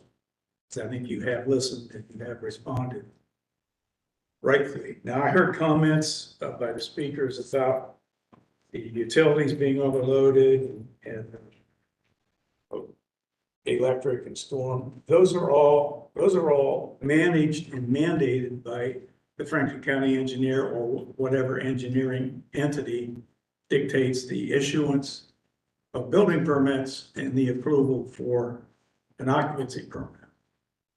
So if there's storm water that comes across your land, you have to intercept it and take care of it, treat it accordingly, so it doesn't go downhill and wind up on somebody else's back to take care of. That is correct. So those kind of things are mandated very well by the proper official authorities and engineering. And you can't get a building permit to even start until you address those things. If there's a way to accommodate school children in a safe, a little widening or an apron where they can gather and wait for the school bus to come and not get horsing around and get out into Westville Road, it would be dramatically impressive, because one mistake could be very expensive. And we've expressed that we will do that. We've even expressed and reached out to CODA if service gets increased up here to accommodate a CODA stop out along the frontage of the property. Yeah, I mean, Murphy's Law comes into play there. Yeah, CODA routes are chicken and egg. And right now, there's just not enough demand up Westerville Road to have great service up here. But with some more rooftops, certainly they'll look at their routing, and if people need service, they're going to get the service to them. Well, and this is hand in glove with what's happening with this new zoning code that's coming, is there's going to be a lot of focus on these collector routes and corridors to do everything right. And nothing's more important than maintaining the health and safety of young children that are not thinking about consequences when they're horsing around. So Let me tell you another thing that we did, and people talked about the potential for crime here. Elmington will be managing this themselves. They're going to have 6 people on site. We said, hey, if there's ever a crime issue here, we will hire a moonlighting police officer or security. We have security cameras. We have a well-lit site. I mean, we've listened and we've done everything we possibly can to get to where we are tonight. well, and when you are not shoehorning a living facility, and you have the natural environment that this property looks like it can provide, people will respect that and live up to a high standard of behavior. And I think it will come with the actual evolution of the project. I'd like to ask my other compatriots to speak up. Hey, Janice? So I think I agree with the chairman, what he has said, but I would probably suggest when you are waiting for CODA to initiate bus stop, will it be possible that you do that, create an apron or a peel off for the buses, school buses to stop and for the students to dismount until CODA is able to. Yeah, we can continue to engage with public service to make sure. I mean, we certainly want, we don't want it to be an issue when the school bus is picking up children who live here, and there will be children who live here. Okay, Janice, you agree? I'm not, yeah. Okay, John, you want to add anything? Okay, I think, is there any text update here? No, okay. Let's have a motion to take a vote. Motion is in. Doug?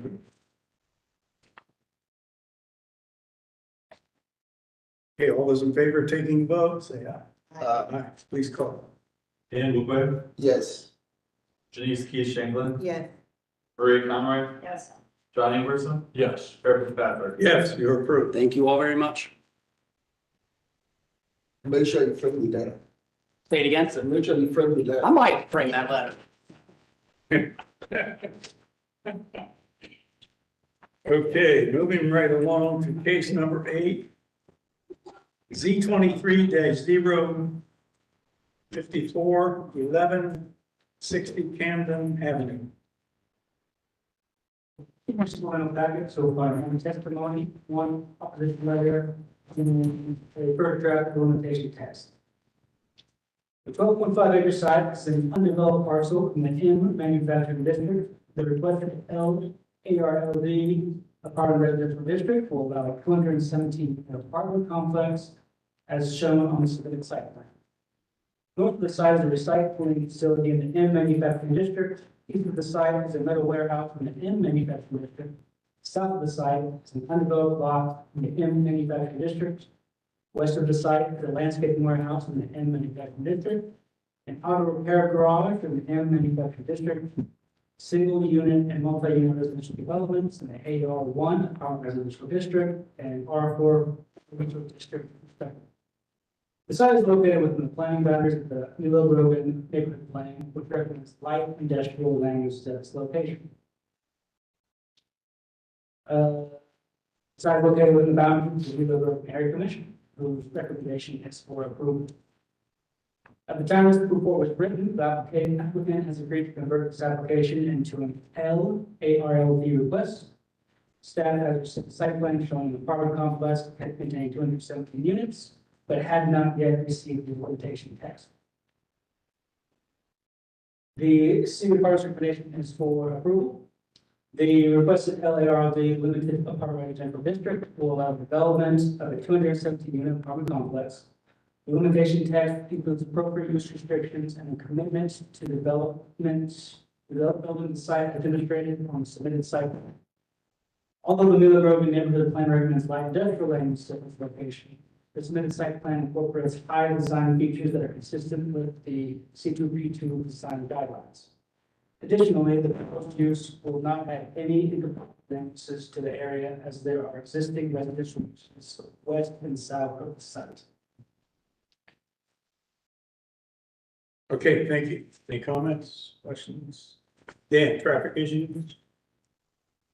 The traffic study is in progress for this application. It is actively being reviewed. Unfortunately, we weren't able to finish that review prior to this meeting. We're looking at Camden between the site, Cleveland Avenue, and also the intersection of Cleveland Avenue with Camden and Leona.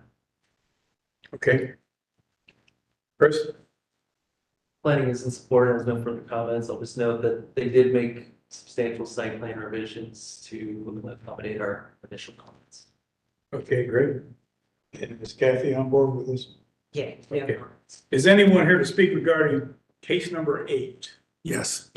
You're the applicant? Yes. Okay. My name is Michael Woods. I am the Senior Development Director for DEFCO Residential Group.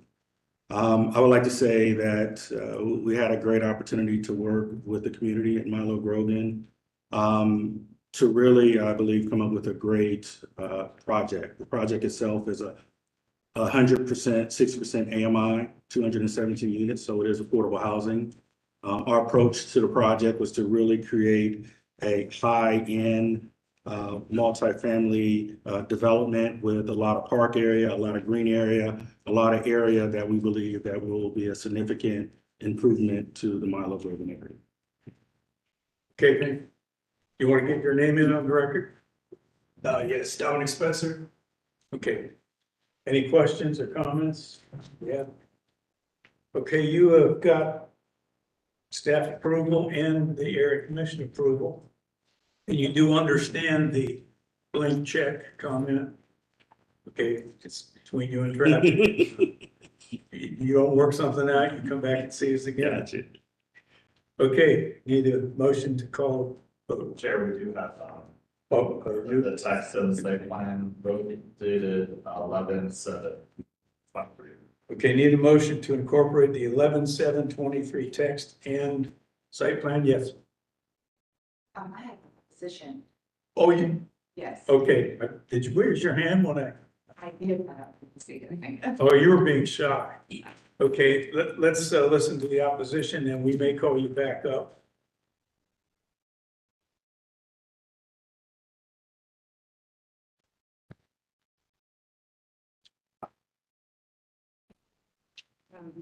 Good evening, my name is Alan Gola. My father, I'm here speaking in his favor. He wasn't able to make it. We actually own 1097 Camden, which was on the photo here. We have a transportation company there.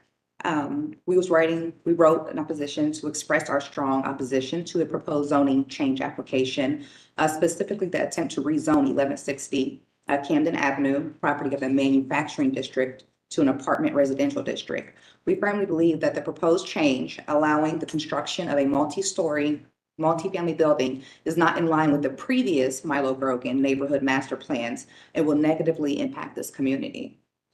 We have been a property owner and a stakeholder in this neighborhood for over 20 years, and the property at 1160 is bound by industrial and manufacturing railroads already, and not suitable for dense population development with significant transportation and utility infrastructure upgrades.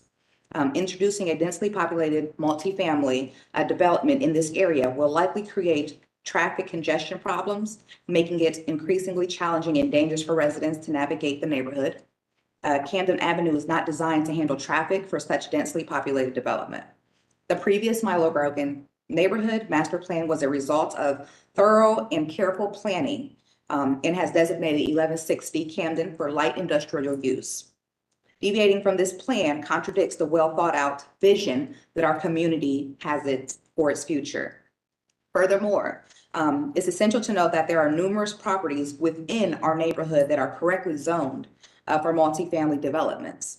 These properties offer suitable spaces for the construction of multifamily buildings without disrupting the existing character of the community or adding strain to our infrastructure. I urge the Development Commission to reject this proposal or take in consideration what we're opposing and uphold the integrity of the existing master plan for the Milo Grogan neighborhood. I believe that adhering to established zoning guidelines will lead to more prosperous and cohesive neighborhood in the long run. Thank you for your attention of this matter and listening to the residents' concerns before making any decisions regarding the proposed zoning change. Okay, thank you very much. Thank you. Mr. Chairman, Yes. what business do you say do? We have a transportation company. It's a Bobcat transportation company that we have there, and also behind the building, we have a lot that carries traffic there, and across the street, well, on Camden, across from us, is a water plant area who does watering. It's a huge area there on that site as well. Is it possible to show the overall site?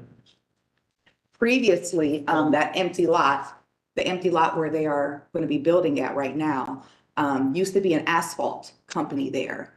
I forget what the name of they were there probably for about a year or two, give or take. But just Camden Avenue, once they moved in to that area that they're going to be building at, there was so many trucks and traffic coming out from there that would sideswipe our cars. It was just not wide enough for the traffic. And if we're going to be building a 200 and some apartment, complex there is only inevitable of how much traffic is going to be coming out of there as well and hitting our vehicles as they were doing before. So we've had several, I mean, and I think they just moved out probably about a year and a half, maybe 2 years, possibly, I think it was. I may have my math wrong. But there were so many, you know, they would sideswipe our vehicles, not tell us about it, and we just let it be. So if we're gonna be building a neighborhood there, we can only imagine how much is gonna be happening. So where in the map are? If you could go to the next screen. When we first started, it was there, right there. So this is Camden Avenue. Them gates is a no outlet zone. This is the no outlet zone. So that where the gate is where they will be building at. To the left of that gate is where our building is at, that white building with the red and white car in the driveway. Okay. So when we park, we all park, like that's my car there at the bottom, the blue car there. We park straight down. And my taxi drivers also, when they come, they're pulling up on the other side.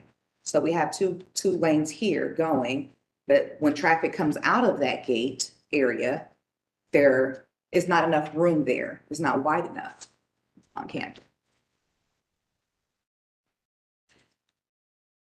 Okay, let's have the Thank you. applicant come back.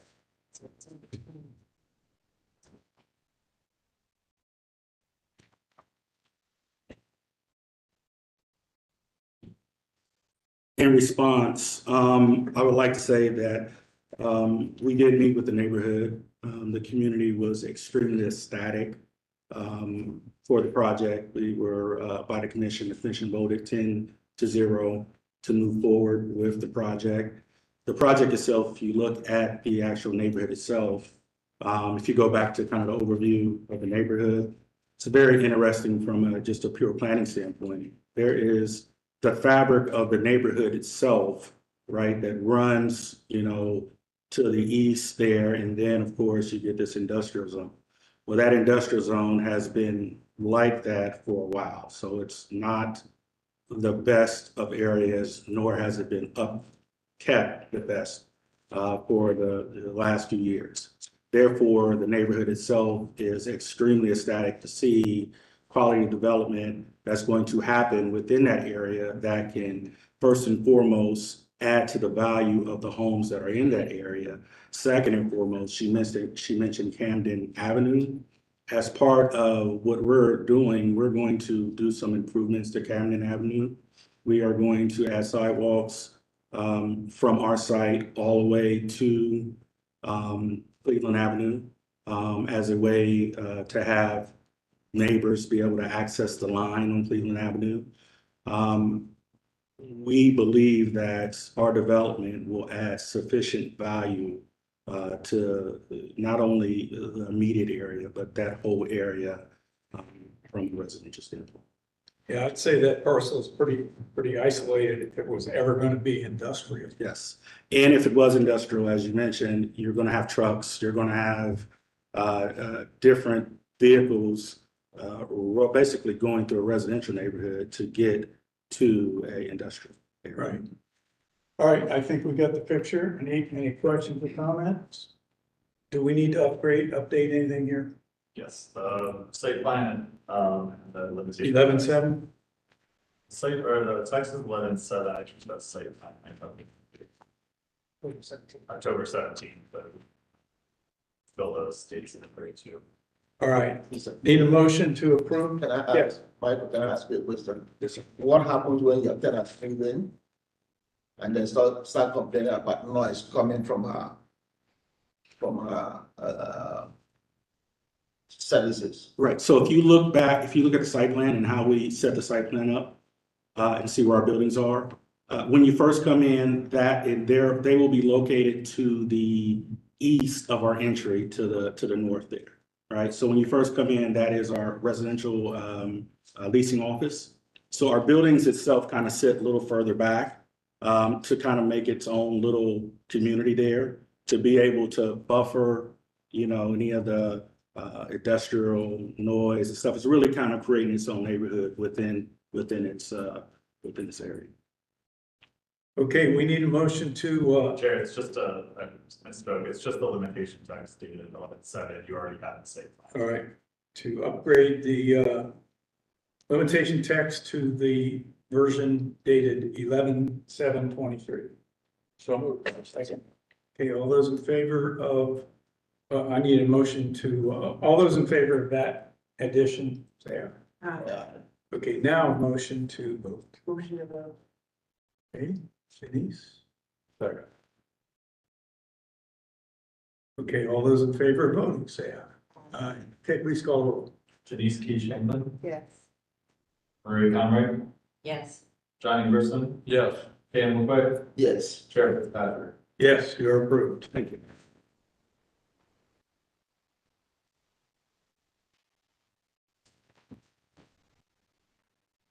Okay, case number 9, Z23-059-7450 Huntington Park Drive.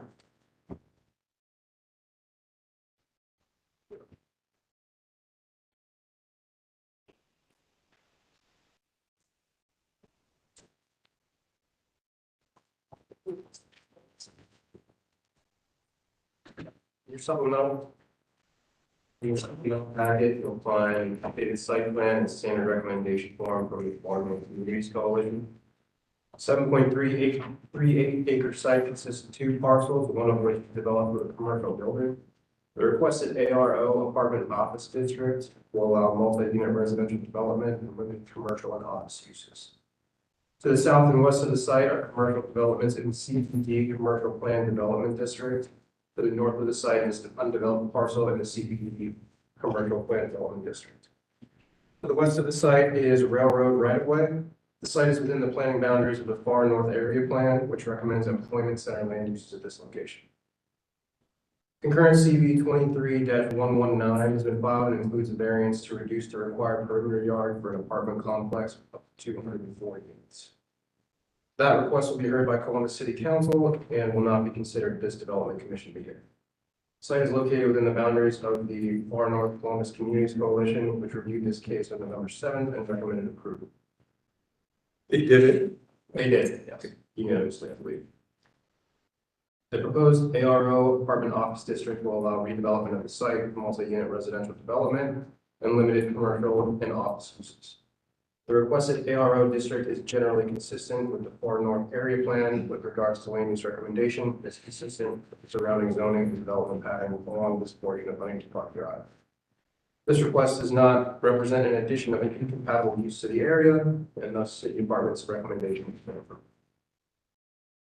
Okay, questions, comments? Daniel?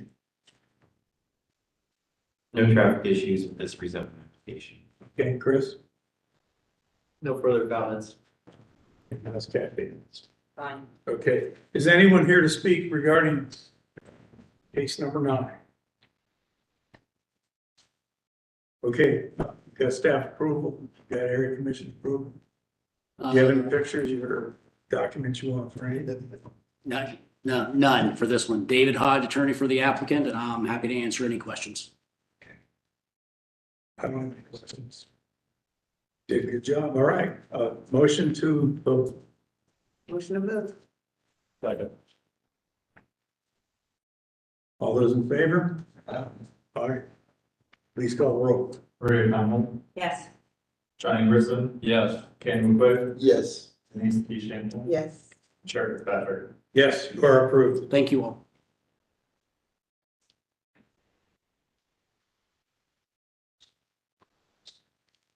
Okay, case number 10. Z23-051, 8380 North High Street. The 1.44 acre site consists of one development parcel with an eating and drinking establishment in the CPD commercial district. The applicant is requesting a C5 commercial district uses to allow a drive-through coffee shop with no interior seating. North of the site is a car wash in the CBD commercial development district. East of the site is an extended stay hotel in the LC4 Limited Commercial District. South of the site is a private educational facility in the CPD Commercial Plan Development District. West of the site is a shopping center and the CBD commercial plan district.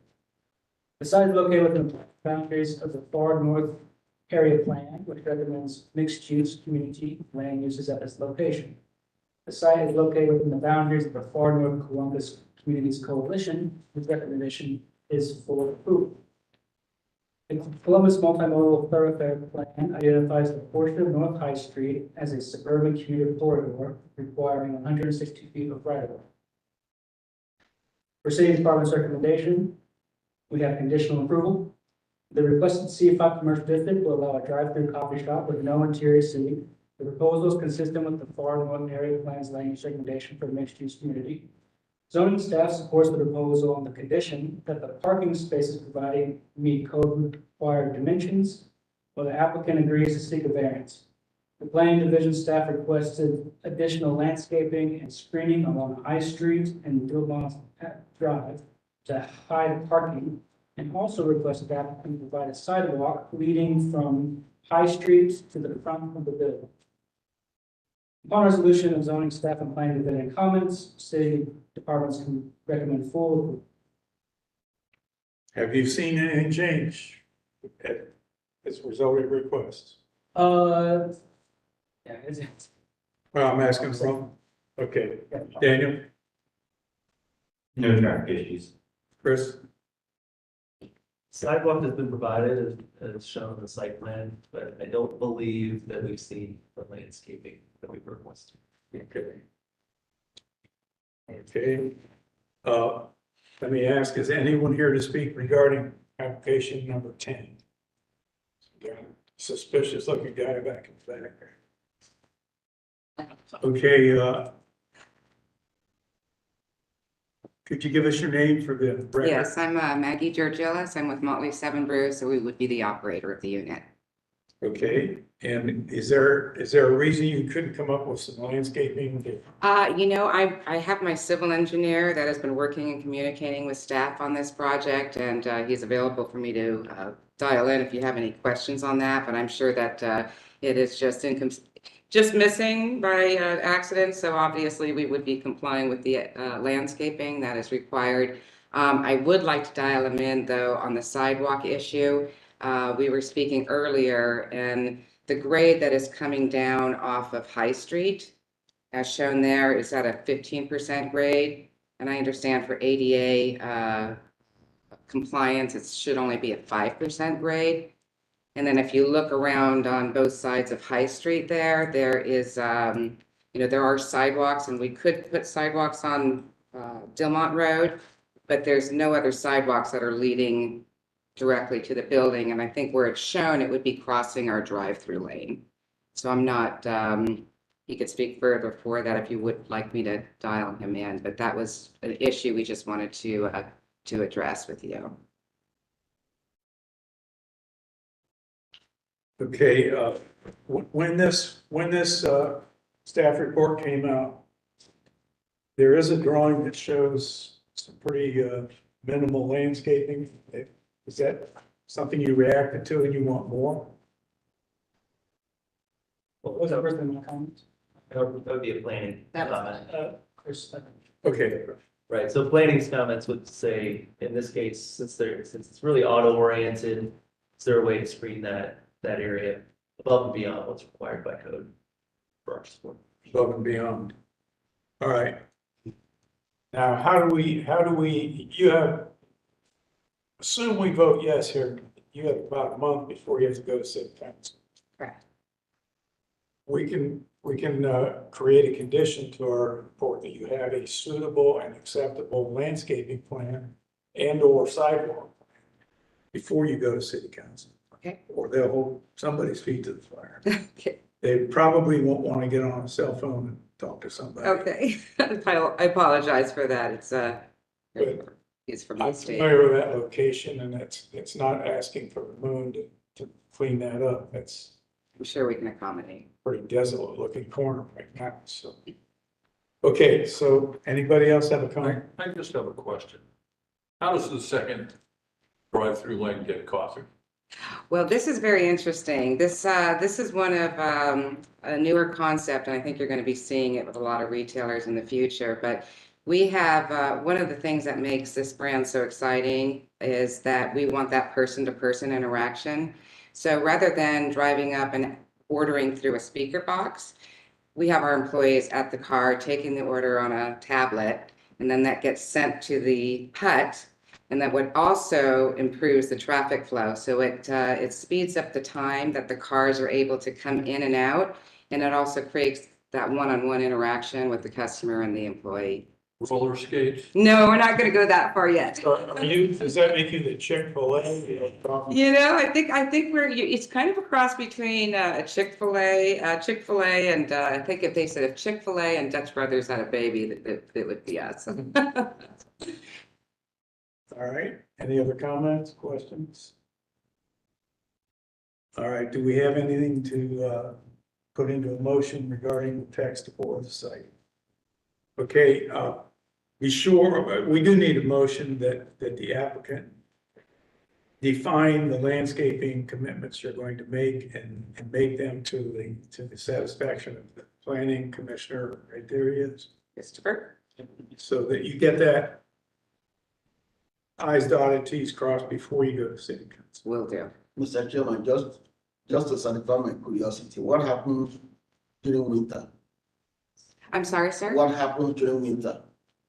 During winter? During winter. Oh, so we have a specialized heating areas that keep our employees warm when they're not taking orders. So they have heating areas where they're kept warm at. So we can provide you with some of that, but we've thought that through. And we do take very good care of our employees. Okay. Very good. Okay, we're ready for a motion to landscape. the landscape. Okay, so Okay, all those in favor of the landscaping motion, say aye. Okay, another motion to vote. second. Okay, jotting all that down here. All those in favor?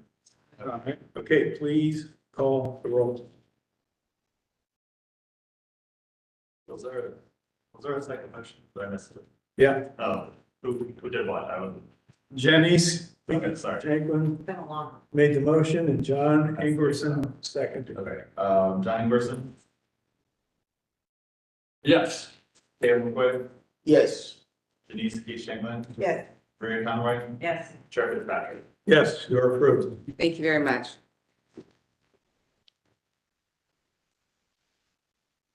Okay, that draws us to the end of our adventure, so unless somebody objects, let's adjourn. They turned the clock back. All right, that's the ring. Yeah, and this, really. It's hard to talk.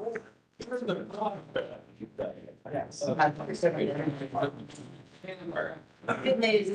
Well, yeah, you, otherwise.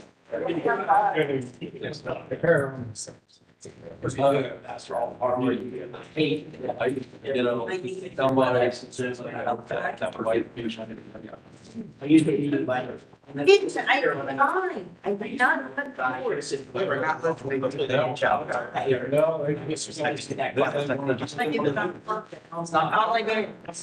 think somebody made them feel.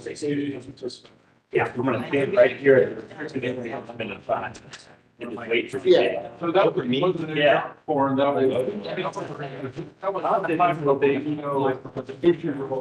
Copy? No, I figured there was. Probably the question about the site, so. Lucky, yes. Multiple sites. Two easy questions. Easy questions. There's never, well, lately, I feel like there haven't been. That's been my one thing. Every email I read, it's like, I thought this wasn't my one. Weird stuff happening where we think it's done. Right? Yes. All the adventures continue. I got it. Good. Running out of the easy site. Hey, John, you remember that was,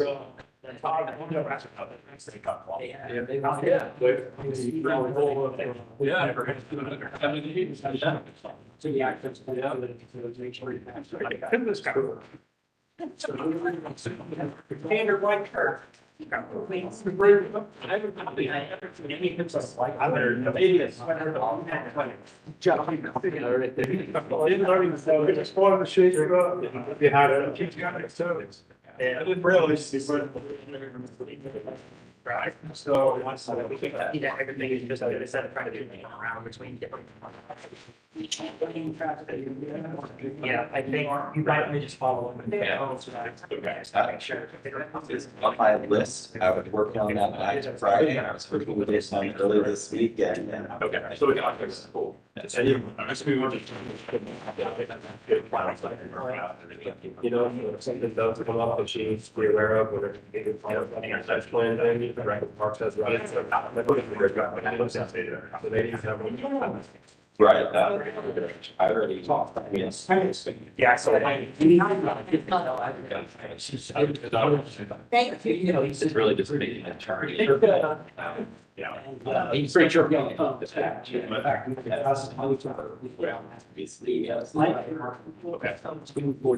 lost all my shows, you know, prior to this. Yes. I have my central email, it's like that, this one. Yeah. Basically, for the shot rusted, part of the technology, they're giving me the same file. Yeah, they're up there. Yeah, too. Awful. Yes. All right, well, it sounds like you're working on it. Okay, cool. Yeah. You have a wish. I'll let you go there. Yeah, I started tabulating, so this is not the cost, I'm thinking of like 10%. So kind of that. Anyway, I think, yeah.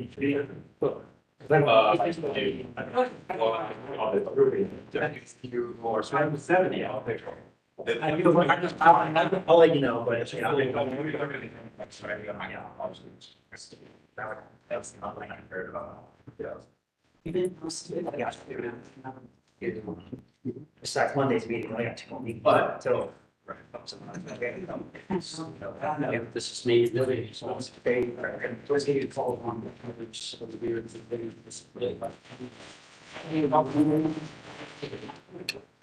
How do we break this down? No. We just log it down now. What's that? That's great. Ready for a beer. Yeah, but.